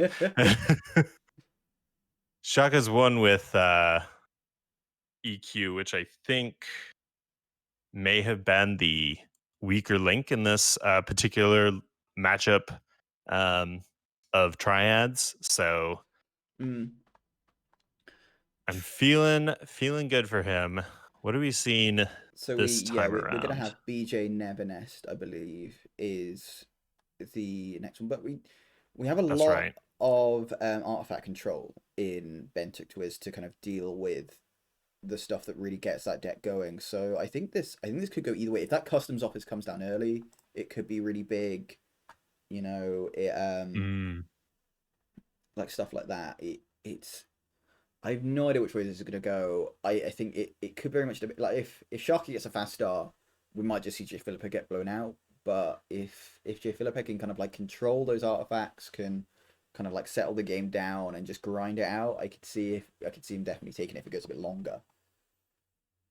that's right. The customs office with the grasping vines could really hurt the efficiency, especially against the auto encoder there. Hmm. Okay, so JFilipeg does want to go first, and so he is. So very happy, and we're ready to go into our third and final game here of what is going to be a whole weekend of Keyforge. We've got 3 more games coming tomorrow, but we're going to be focusing on this game now. So JFilipeg, once again on the top of your screen, Countess Bentactwiz Holmes, Customs Office, first card, and BJ Nevernest of the Selfless Cavern is played by Shark on the bottom screen. Oh, Punctuate Equilibrium there as well. Let's have a look Oh what was wow. hit. Some nice cards being hit there for JFilipeg. Curiosity, Bait and Switch, Relentless Whispers. And for Sharka, we see Waking Nightmare, Vine Apple Tree, Soulkeeper, and Diametric Charge. There, JFilipeg just going to taunt Shark by playing artifacts, being like, ha, I don't have to pay anything for this. I can just play whenever I want.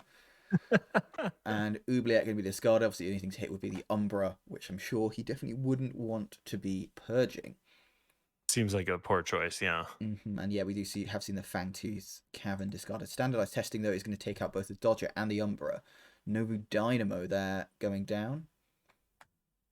I'm wondering what is going to get the jar here.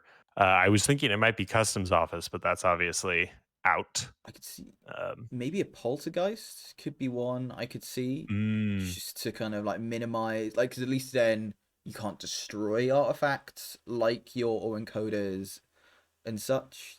Maybe a yeah, Rise would be the other one I could see as well. that would make sense. Yeah. Mm. Although then you do have the possibility to like poltergeist and then hit a rise. So Yeah, that's the thing, and that's why I think Poltergeist might be the one just to kind of limit JFilipeg's ability to mess with Siaka's game plan. We are going to see Dis here, though.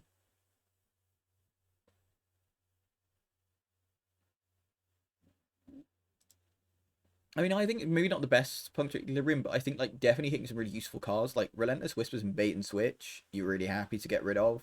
Yeah. You know, it's not the strongest, but I can't think he's too devastated. That Shark is too devastated with what he hit.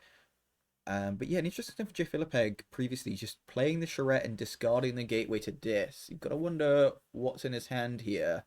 That seems like a very kind of fallow turn, building up to something. We do see the interesting. Snarette gonna capture and draw. And we see the Snarette looking across the field at Charette, seeing like, look at what's become of me.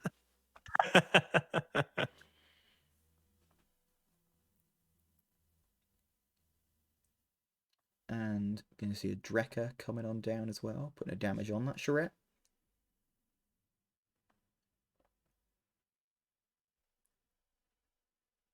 Healthy Dis lineup here. Most definitely, yeah. And a pain reaction as well. Gonna put a bit more damage on. Can he do enough to take it out, or is it just gonna be left on 3 here? Kind of a slow start in terms of Amber here. Definitely is, Snaret's yeah. got nothing else to capture. No.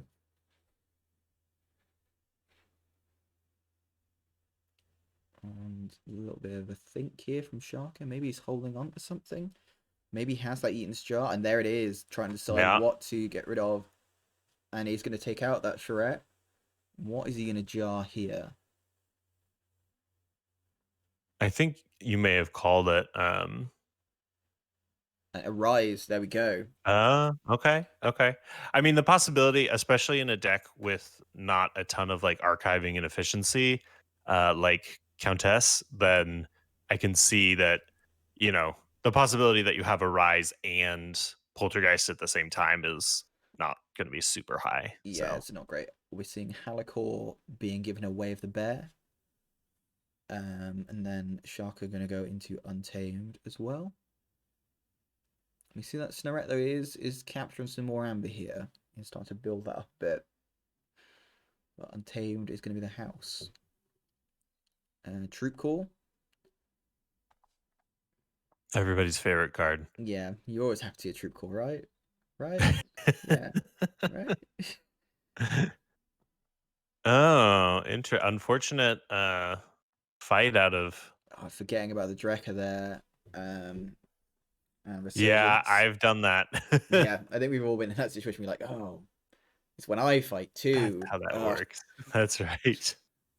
Returning Dynamo. and plays a ghost. Also plays a Interesting. Ghost Hawk. I think probably wanted to hit that Drekka with the Ghost Hawk. Yeah, for sure. But he's gonna get to reap with the Snarette and the Histricog and play that Pismire.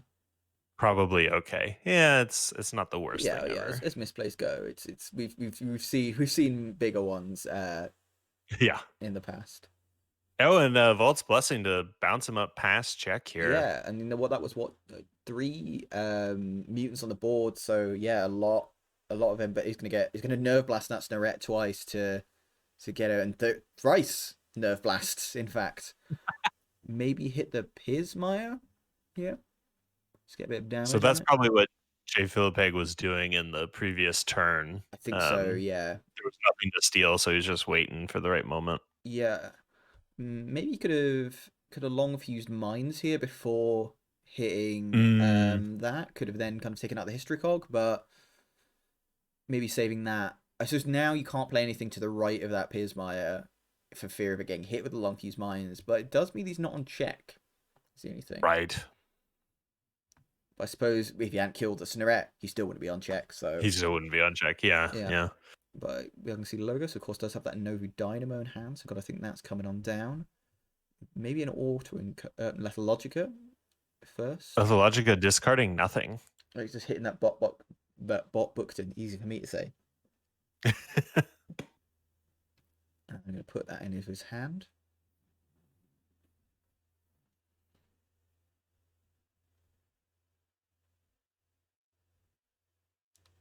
And a Titan Engineer. So he's going to put something on the other side of that, going to bump up the key cost even further, which, yes, he does. So key cost now at 7. Making me think he's not going to get to 6 himself this turn. Cyber clone, because you're really going to purge that big twig. Yeah, not Yep. gonna 7 power creature. Not gonna be mad about that at all. I don't think. Yeah, And that's a yeah. big And you old know, board Reap's Gun is pretty that I good. think might be about to get gatewayed if I'm not mistaken, because very quick into dis there from JFilipeg. Ooh, does he have the Arise? I think Yep. he did, Yep. he just hit the end jar with the poltergeist, so he does indeed have that arise. But Yeah. clearly doesn't have that gateway then, because it's just gonna go straight into that dis. Plays a Shaffles and a Snudge, but is not going to be able to go to check, I don't think. Ooh, yeah. Lacking the gateway there was huge. And not quite If being able to, he'd not quite able to get Sharka down to 0 to get the Terra benefit either. Yeah, if he'd gatewayed and then set this board up, that would be devastating It for would Shaka. be, but I mean, not the easiest way that Sharka's got to deal with this. Because he's going to have to really fight down this board. Might have to take another Logos turn to do it, but how much Logos? We haven't seen too much Logos too far. I've seen a bit, not the most, but he's going to go with the Long Fuse Mines. That's going to come out. I suppose just making those fights a bit harder to sort out for Shaka there. If he does want to fight this board.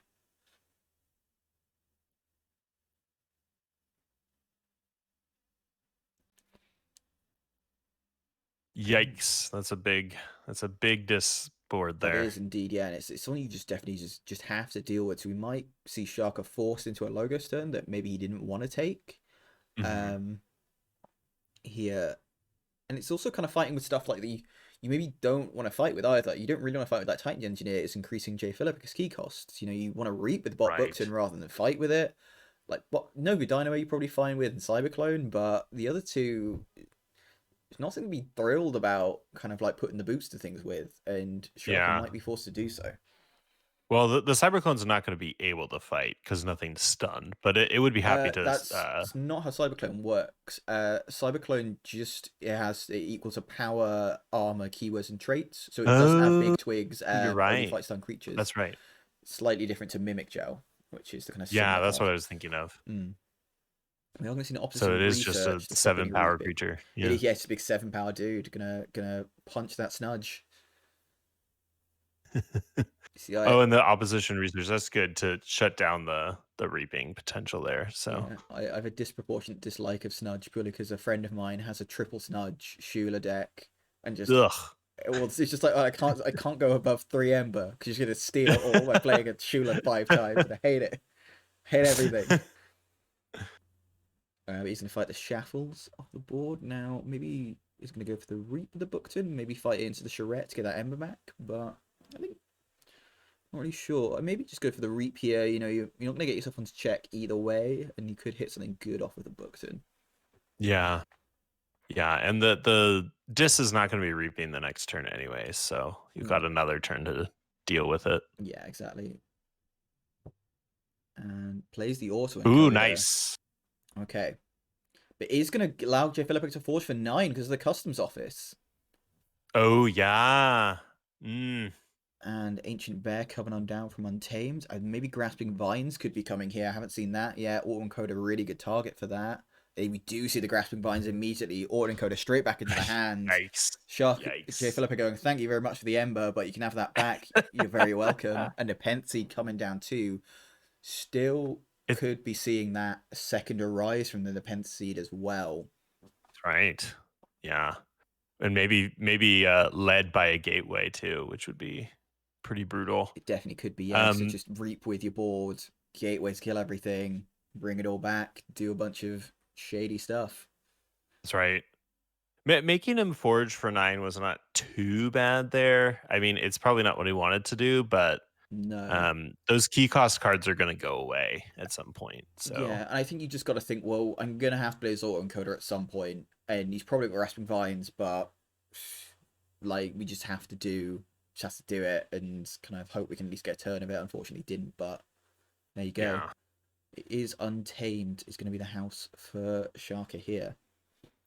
Yeah, I think a bit of a rough situation if for Sharky. You know, we said the problem would be that you'd be worried that those kind of those artifacts that really kind of help the deck tick are going to be able to be dealt with by JFilipeg, which I think is kind of what's happening here. Hmm. We see a That's right. Reap from Bob-Omb playing the Cumex, get a draw, and then is the Reap from the Titan Engineer to get a bit of Ember. The Cephaloist, stop any stealing.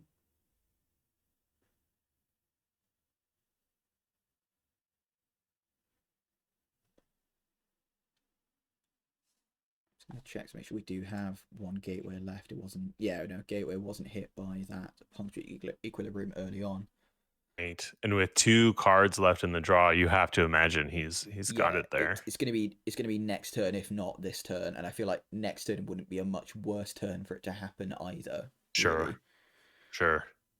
you might even actually just kind of go if you've got a bit of Untamed in hand. Maybe you can just go for an Untamed turn. You know, Dew Fairy, Ancient Bear to fight something like a Pismire, Witch of the Eye to get a nice card back. Yeah. Uh, Yeah, you could get like you wouldn't want Poltergeist at this point, but no, hmm. I guess if you think he's, well, I suppose, yeah, if you're gonna think he's gonna play the auto encoder again, then might be a good one to Poltergeist. But maybe you can get the Grasping Vines back, just keep returning it. I don't know. Right. Yeah, that would be mean. It would be, yeah. But yeah, we'll see what happens here. But I think definitely feeling a bit dicey for Shaka. Oh, Shaka fights the Witch of the Eye with the Pismire. yeah, that makes sense. Yeah, I think very, very sensible play there. Hmm. But I think maybe pushing that needle back towards seeing a dis turn out of Shaka if one is available. But let's find out as the turn it is. Shaka, I mean, out of JFilipeg there. But we're going to see Untamed here. Right. So Reaps with the Dew Fairy, gets an extra Ember for his trouble. Plays the Dust Pixie. Oh, yikes. Vigor to heal. Well, booked in there, gets the extra Ember, goes to 7. He's gonna fight something, maybe Reap or fight with that Ancient Bear. I'm not sure which. Maybe And fight setting the himself Titan Engineer. I could see just because you're gonna get functionally like an Ember's worth by killing it and kind of removes one more creature. No, it's good for the Reap. right. And dependency to return a Rise to hand. Interesting, you Get did it that. 1 turn early to prevent that To flip. prevent the Yeah. flip. Very nice play from JFilipeg there. I was for a second I was like interested, and then you came in with the analysis. Very nice. Yeah. Yeah, he's set himself up very nicely for He that really has. next dis turn because you know that he has the gateway. So, Yeah, what 100%. does Shaka do? Like reap out with Logos, maybe I mean, just try to take advantage of the board while it's there, and then reaping out's almost worse though because you've got that terror. So if you go to kind of that's like true. if you go above 6, then that Drumble's gonna take all your ember. The terror's gonna hit, but then you've got Shula to. It's just a mess. There's Yeah, no it's a good real options. mess. Even just 1 amber puts him to 6. If he reaps for 1, Hmm. he's to 6 because the Churette is gonna Yeah. be dead, right? So Exactly. No key cheats. I don't think. I mean, I suppose maybe just is there any way to kind of knock JFilipeg off check here? We're gonna go Dis. Own Furnace could be the one. And maybe just try and hit some. Shaka's in a corner here. Yeah, maybe try and hit that Poltergeist with an Furnace. I could definitely see, and maybe something like a Shaffles, just gonna limit the usefulness of that Arise, but we'll see.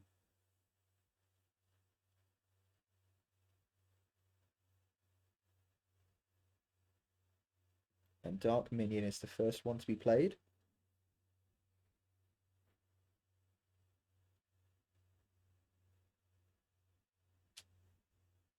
Wondering what the plan is here. Maybe. I don't know what you do here. I feel like you're in such a corner that you're like, it's very much a damned if I do, damned if I don't situation. You know the gateway's coming, so you don't want to play Right. creatures into it. You know, it depends how much logos you have in hand. You maybe could have done a turn of just being like, well, I'll just play autoencoder, discard some stuff, try and set up a subsequent turn, even if you give Eminem with the customs office. But Grim Reminder, okay, getting that in before before the deck flips. Gateway So hits. going to Yeah. be able to get quite a few things out of the discard. So maybe try and set up, say, a Volt's Blessing turn, but what can you... There's actually not that many creatures in the discard at the moment, really. Right, which I'm thinking if he flips deck here before the gateway, he's going to be running through his deck again with very few That's creatures very available. true. Yeah. So it's I don't know if that's a good thing or a bad thing. I mean, Mm. he doesn't have a ton of pips in the discard right now. Yeah, so Sad Crybear saying in the chat, the Artifact control is really swinging this matchup. Like, Shaka getting so much value out of turn one. I mean, I think I definitely agree with that. You know, you Hmm. seeing like that customs office got him a key. It's kind of like shutting down that auto encoder. It's, you know, doing so much work here for JFilipeg. Right. But we are gonna see Untamed to be put in the archive. So I think that was a Pismire and a Ghost Hawk, I think was what was in I there. think that's right. Feel free to correct me if I'm wrong in the chat. And Historical is going to destroy Charette here too. And there's the Infernus. So maybe going to hit that Charette with the Infernus as well as the Drumble. Oh, that could be I could nice. see that. I'm just thinking you can have the key. I'm just going to make this a rise worse. Yeah. Oh. What is he going to Infernus? TCO added more weight. Weight, says JFilipeg. Interesting. Oh yeah, and also yeah, I was going to. JFilipeg maybe wanting to just look at his discard before he passes the turn. Just so I guess so he knows what's being shuffled back into the deck. Yeah, right. I think that might be what is being requested here.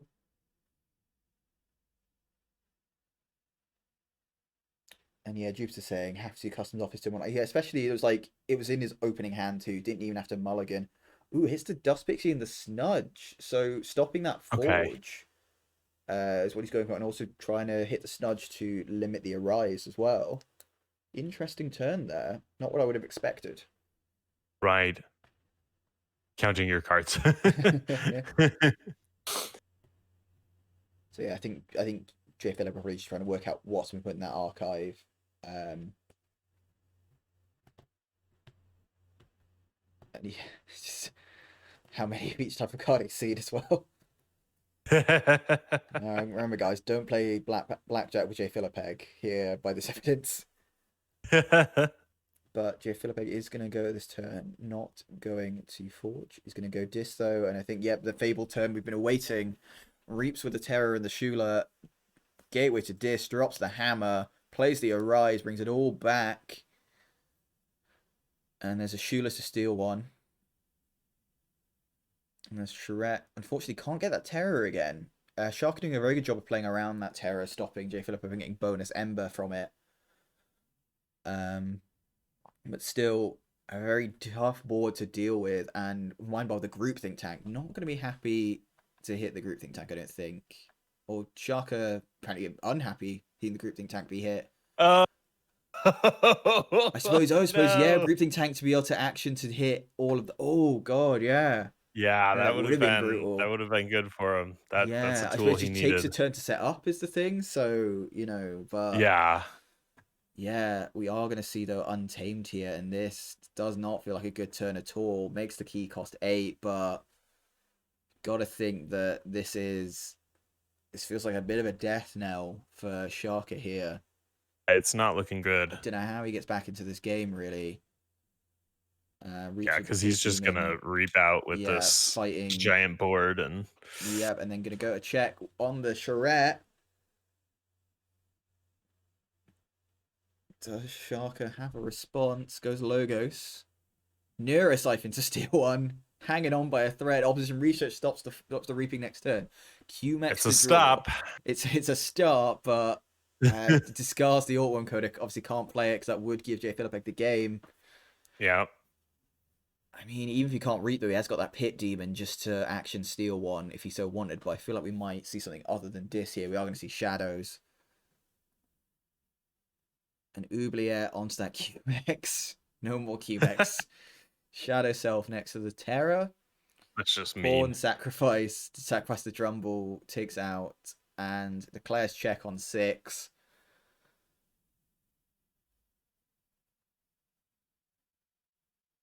And I think that could be game. I can't think what can really be done here. Discards Vine-Apple Tree, Pismire. Cephaloist, Punctuate Equilibrium, bit of a Hail Mary here I'm feeling.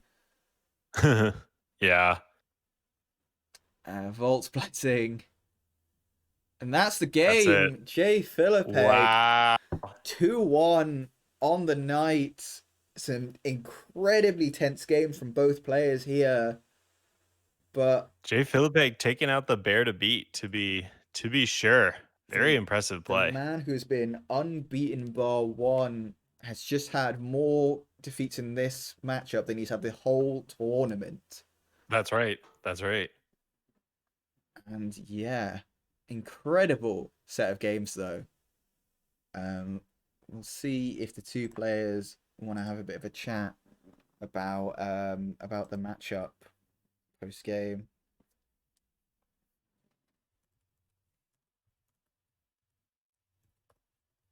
Just yeah, having a bit of a. We'll let them have a bit of a chat in the text log first though before we stick our noses in. I'm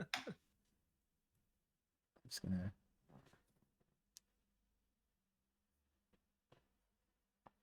Excellent series. Yeah. I didn't think that this deck would be the most challenging deck for Shaka, but it makes sense. There's just so much artifact hate here. Yeah, I think while you were kind of correct saying that it's not the most reliant on artifacts, I think it's the ways that JFilipeg has of dealing with the artifacts, like the grasping vines in the customs office. You know, I just so much worse in that sense for making it more difficult.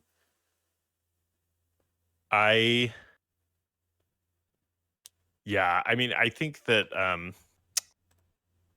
the one of the reasons why Shaka, I mean, aside from being an excellent player, I think one of the reasons why Shaka went, dropping only one game so far is because you don't see a ton of artifact control. Yeah, at least not like, yeah, In exactly, a lot of these multiple. decks. Yeah, it's like usually if someone has like a one thing, like a neutron shark Mm-hmm. or a poltergeist, whereas JFilipeg, all three of his decks, he has like 2, 3 different ways of dealing with your artifacts. Right. Yeah, so that definitely hurt.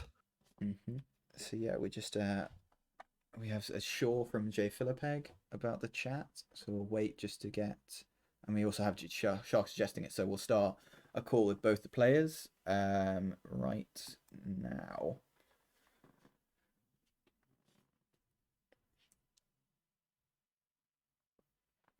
And I believe we have everyone here. So incredible game from both players there. Oh, we are connecting actually. Apparently, maybe having some technical difficulties here. Hang on. I'm going to try disconnecting and reconnecting. Maybe having.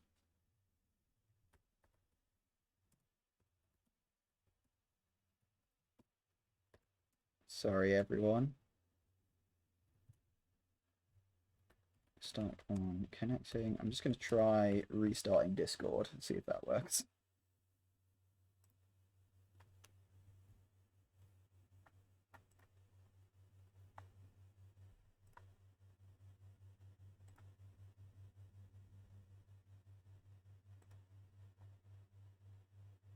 But yeah, excellent game from both players. Really incredible. So we are going to try and get back in here, see if we can get this up and running. As we reopen Discord, fingers crossed this will start to work. So here we go. Can you hear me? Okay, I think we're all connected now. Do we have everyone here? Hello, hello. Hi there. Hi there. I think we have both players, JFilipeg and Siaka, after that incredible set of games. There, I think all three games real nail biters. You know, everyone in the chat has been raving about it. But yeah, a little bit of an upset there as well, I think. You know, from Siaka going unbeaten and then JFilipeg pulling out. How do you both feel after that matchup? So first of all, congrats. Played really well. Made the most of the matchup.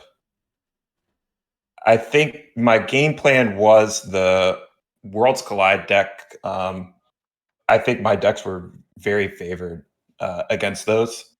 And so my plan was to beat them. Like the Coda deck was to beat the Worlds Collide deck. The Coda deck, depending on when the cards showed up, like sometimes I could win and sometimes I couldn't. Like if I could discard a Rise and purge it, things went pretty well. EQChe could reliably do the Jenka combo against the Coda deck.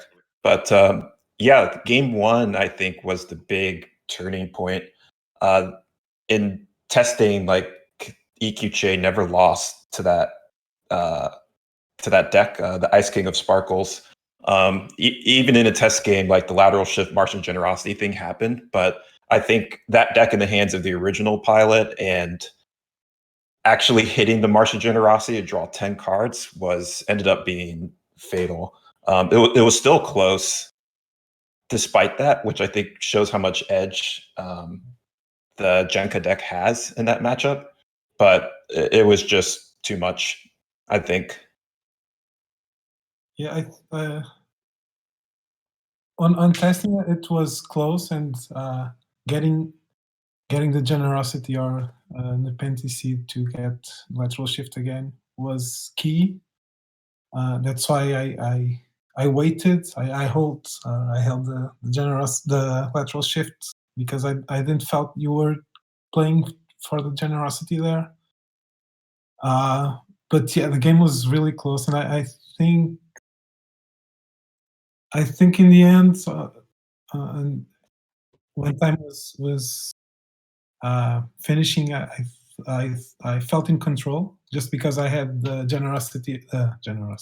the lateral shift again, and the tribute, and a couple of eddies. So I was confident you weren't going to forge in the meantime.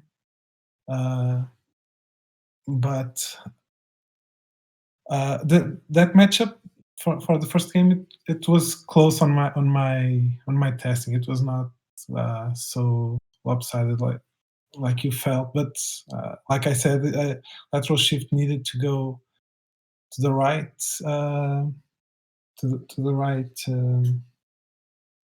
cards. One seed and one and one or the generosity. Yeah, and I think I like drew generosity or something, and then the lateral shift came. It's like, oh no. Right. Yeah, because I would try to play it like as quickly as possible, unless it was just a horrible turn. Then maybe I would chance it. But Yeah, I think like later on in the match we kind of saw you playing it for only like 2 Ember and only kind of drawing 4 cards off of it. Was that kind of like part of the thought process there that you was like, I can't risk this being hit with a lateral shift again? I just need to play this out. yeah, I mean that was definitely a factor, and there were also times where like I, needed to dump Mars cards to see something else. And then the Mind Barb hit the Glimmer in the second game, which was just but I was able to come back from that. The Mind Barb hitting the Groupthink tank, I think, did me in. Although you'd have to spend some time fighting the tank, so it was going to be a slower slog, I guess. But the way things turned up with the gateways and Arise, it was going to be difficult for me in game 3 in that configuration. Yeah, I thought that unless you have a good Infernus to get those, which would be to get Arise at least, Mhm. which would be hard for you to decide because I was ahead in Amber. Although if you got the rise there, I think the game would be far from over. But like you said, seeing I wasn't too. It was a good discard on the my part, but I felt that at that time I had the game in control. Just because your Amber control is not incredible, and you had to climb from 2 keys down, and at that time I felt that the game was nearly over.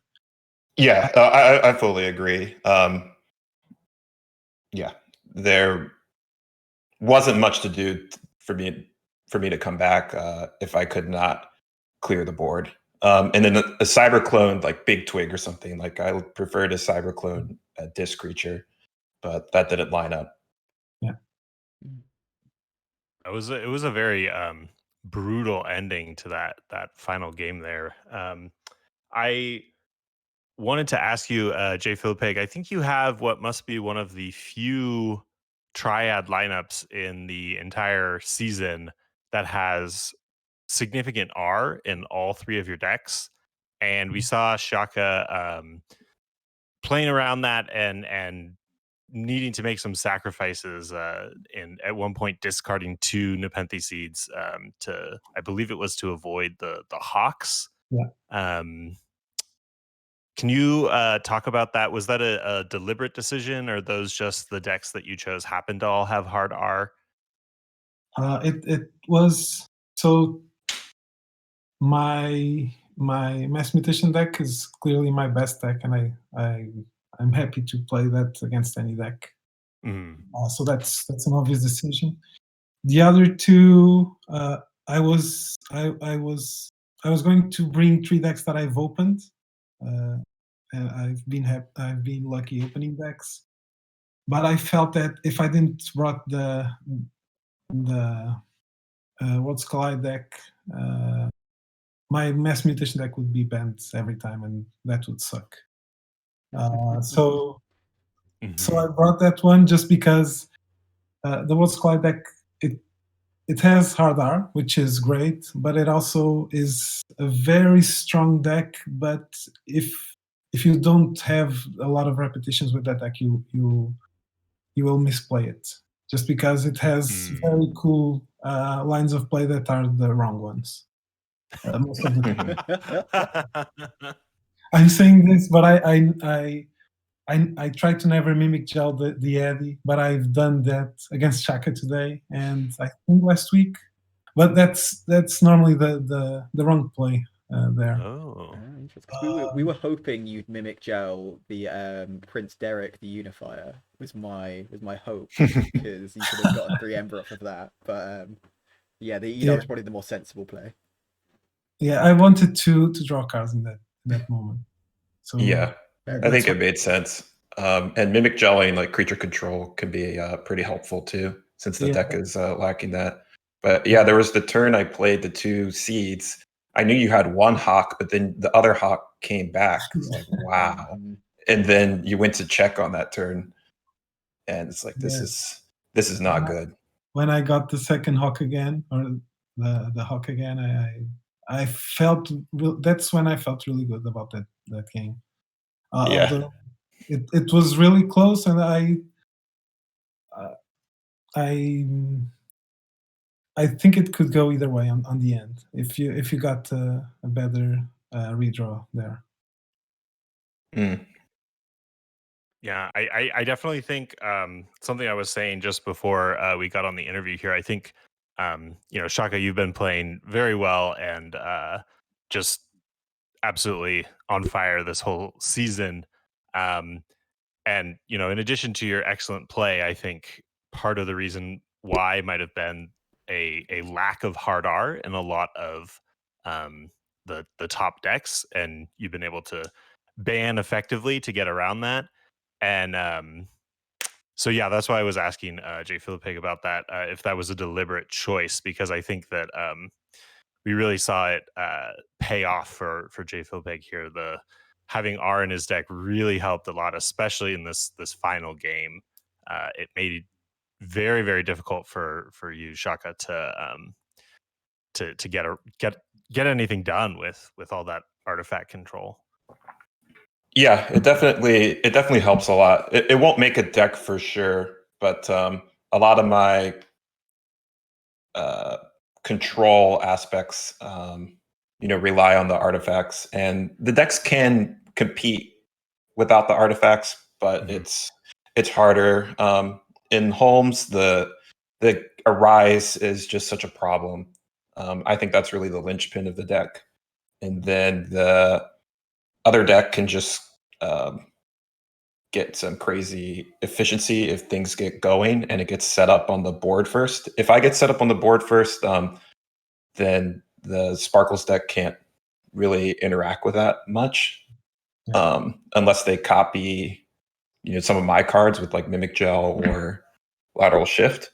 But the Hawks' Amber Burst were just very irritating to get hawked 3 times.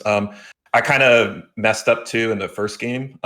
I intended to Mother Gun the Brend, and I just forgot about the hawk. Like, I knew it was in the deck and that I should be careful about it, but it was like, oh, he can just hawk this. Like, I realized that after I had played my turn, with the plans of Hypno Beaming Brend and then Mother Gunning it. So it's just a blunder. Yeah. Okay. Yeah. I thought that might have been the plan, and then it got hawked away. So yeah, he certainly had hawk at that point, so that plan didn't make sense. I also wanted to ask you, Siaka, I believe it was the end of game 1, which I know is a lifetime ago in Keyforge Keyforge games. You got a lot in your head, but you'd gone to time and you said so many options or something to that effect. I'm just curious if you remember what your other what was going through your head at that point, because we were assuming that JFilipeg had both the lateral or one or the other, the lateral shift or the tribute, either of which could have really tied up the game nicely for him. So I was just curious about what your thought pattern was there. Yeah, so it was a difficult turn to evaluate. So the first thing I tried to find is if I could play Key Abduction, which I couldn't, but had to do a bunch of scenarios with like fighting the eddies and like Mother Gunning for 1 and stuff like that. And I think between the warded, like because one of the eddies was warded, like I couldn't quite get there. But I was like checking that over and over because that's what I really wanted to do. Just win the game right there. Then I had a bunch of cards in Untamed and pips, and so it's like, well, this can get me to 7 or 8. And then Sanctum, I looked at Sanctum, realized like I could get to 10 with the Healing Blast. I was going to Healing Blast the Lion Baltrum, which doesn't work because it only has 4 power. So that was just a miss. Because I was expecting the Maruk the Marked to, like, the Triserian Legionary would use the Golden Spiral and then fight it to get some amber back. But anyway, so that turn was just kind of messed up. I sort of salvaged it with, using Healing Blast on the Maruk instead. But he only had 5 power instead of 7. But it turns out, like, with the tribute was already enough to handle the problem. So right. That wasn't really going to go anywhere. Yeah, I was expecting. Yeah, I should have reaped with the Lion Baltrum, and then the Maruk would have 7 power. I could do the same thing, except the Legionary would be dead, and then I Healing Blast. So I don't know if that would have made the game. Probably not, based on what ended up happening. But that would have given me more of a chance. I think the tribute still would have done you in. Yeah, because the tribute would take me to 6, and he had 4, and I don't know if there are any Saurian creatures which were unstunned. So he had a 5, and then he gained with the tribute, and then play a pip with a lateral shift. Yeah, and Stomp also. Oh, Stomp, right? Yeah. Also, Stomp killed Maruk. Maruk, Yeah. the max. But I think it wouldn't matter because I would kill the lion with Apsis and get Maruk after that. Right. Another big decision point in that game was when I pulled back Generosity with Glimmer. I was strongly considering taking Nature's Call. And I thought, well, I'm just going to get stolen down a lot, or he's going to make me forge for like 14. And I'll be in a bad position. So I think I need to Gen Cut to win. But if I had tried that, I wonder what would have happened. I'm not sure. Yeah, I was afraid about that because the Legionary was already with a lot of Ember, so I had to kill. I made some not so optimal plays to try to kill the Lupu because he was take the ward out of Legionary, and then it would be an easy target for Nature's Call, which would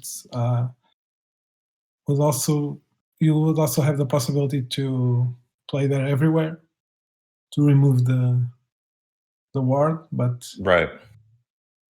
you would need 2 cards. So I was trying to minimize the probability of that happening. Right. But yeah, I think especially in the first game when the lateral shift hit the Martian Generosity, I started to feel pretty discouraged because I knew that I needed to beat the World Collide deck. Like the Coda matchup is just much more in the air. And so when that happened, I was like, oh, if I lose this game, then I'm in big trouble. Which ended up being true. Yeah. So yeah, kind of lost some focus. I did some things that were like just don't make sense. Like I used Bren to fight instead of the Lupo, which also has skirmish, so there was just no reason to do that. But yeah, that's how the game goes. Gotta stay focused. Yeah. Well, Hey, I didn't notice anything. You both played excellently, and big congratulations to both players. Definitely, this to have made it this far is an incredible accomplishment. Definitely, yeah. You both were making plays that I was just like, oh, that's so cool. I would never have thought of that. So that was amazing. Big brain plays for sure. Yeah, exactly. 2000 IQ.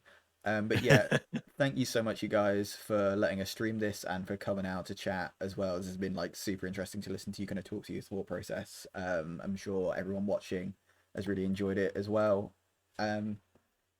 But yeah, I think we'll call it there and say very, very good luck to JFilipeg in the next round, in the semi-finals.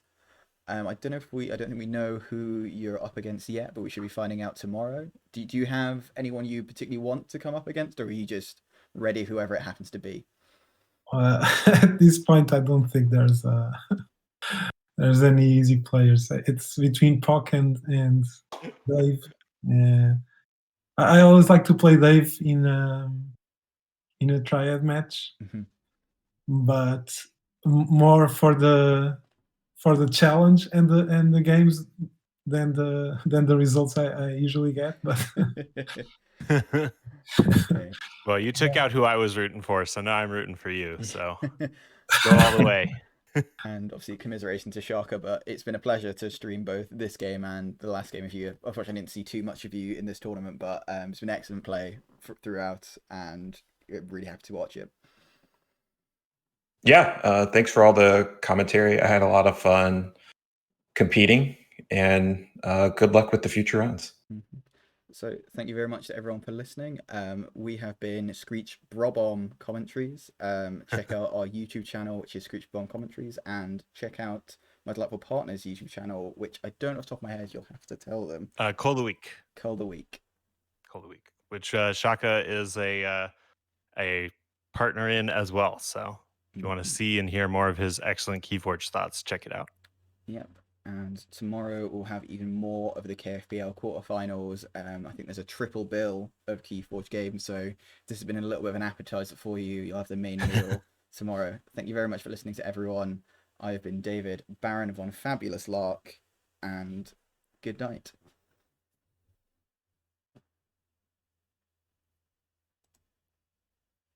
Okay.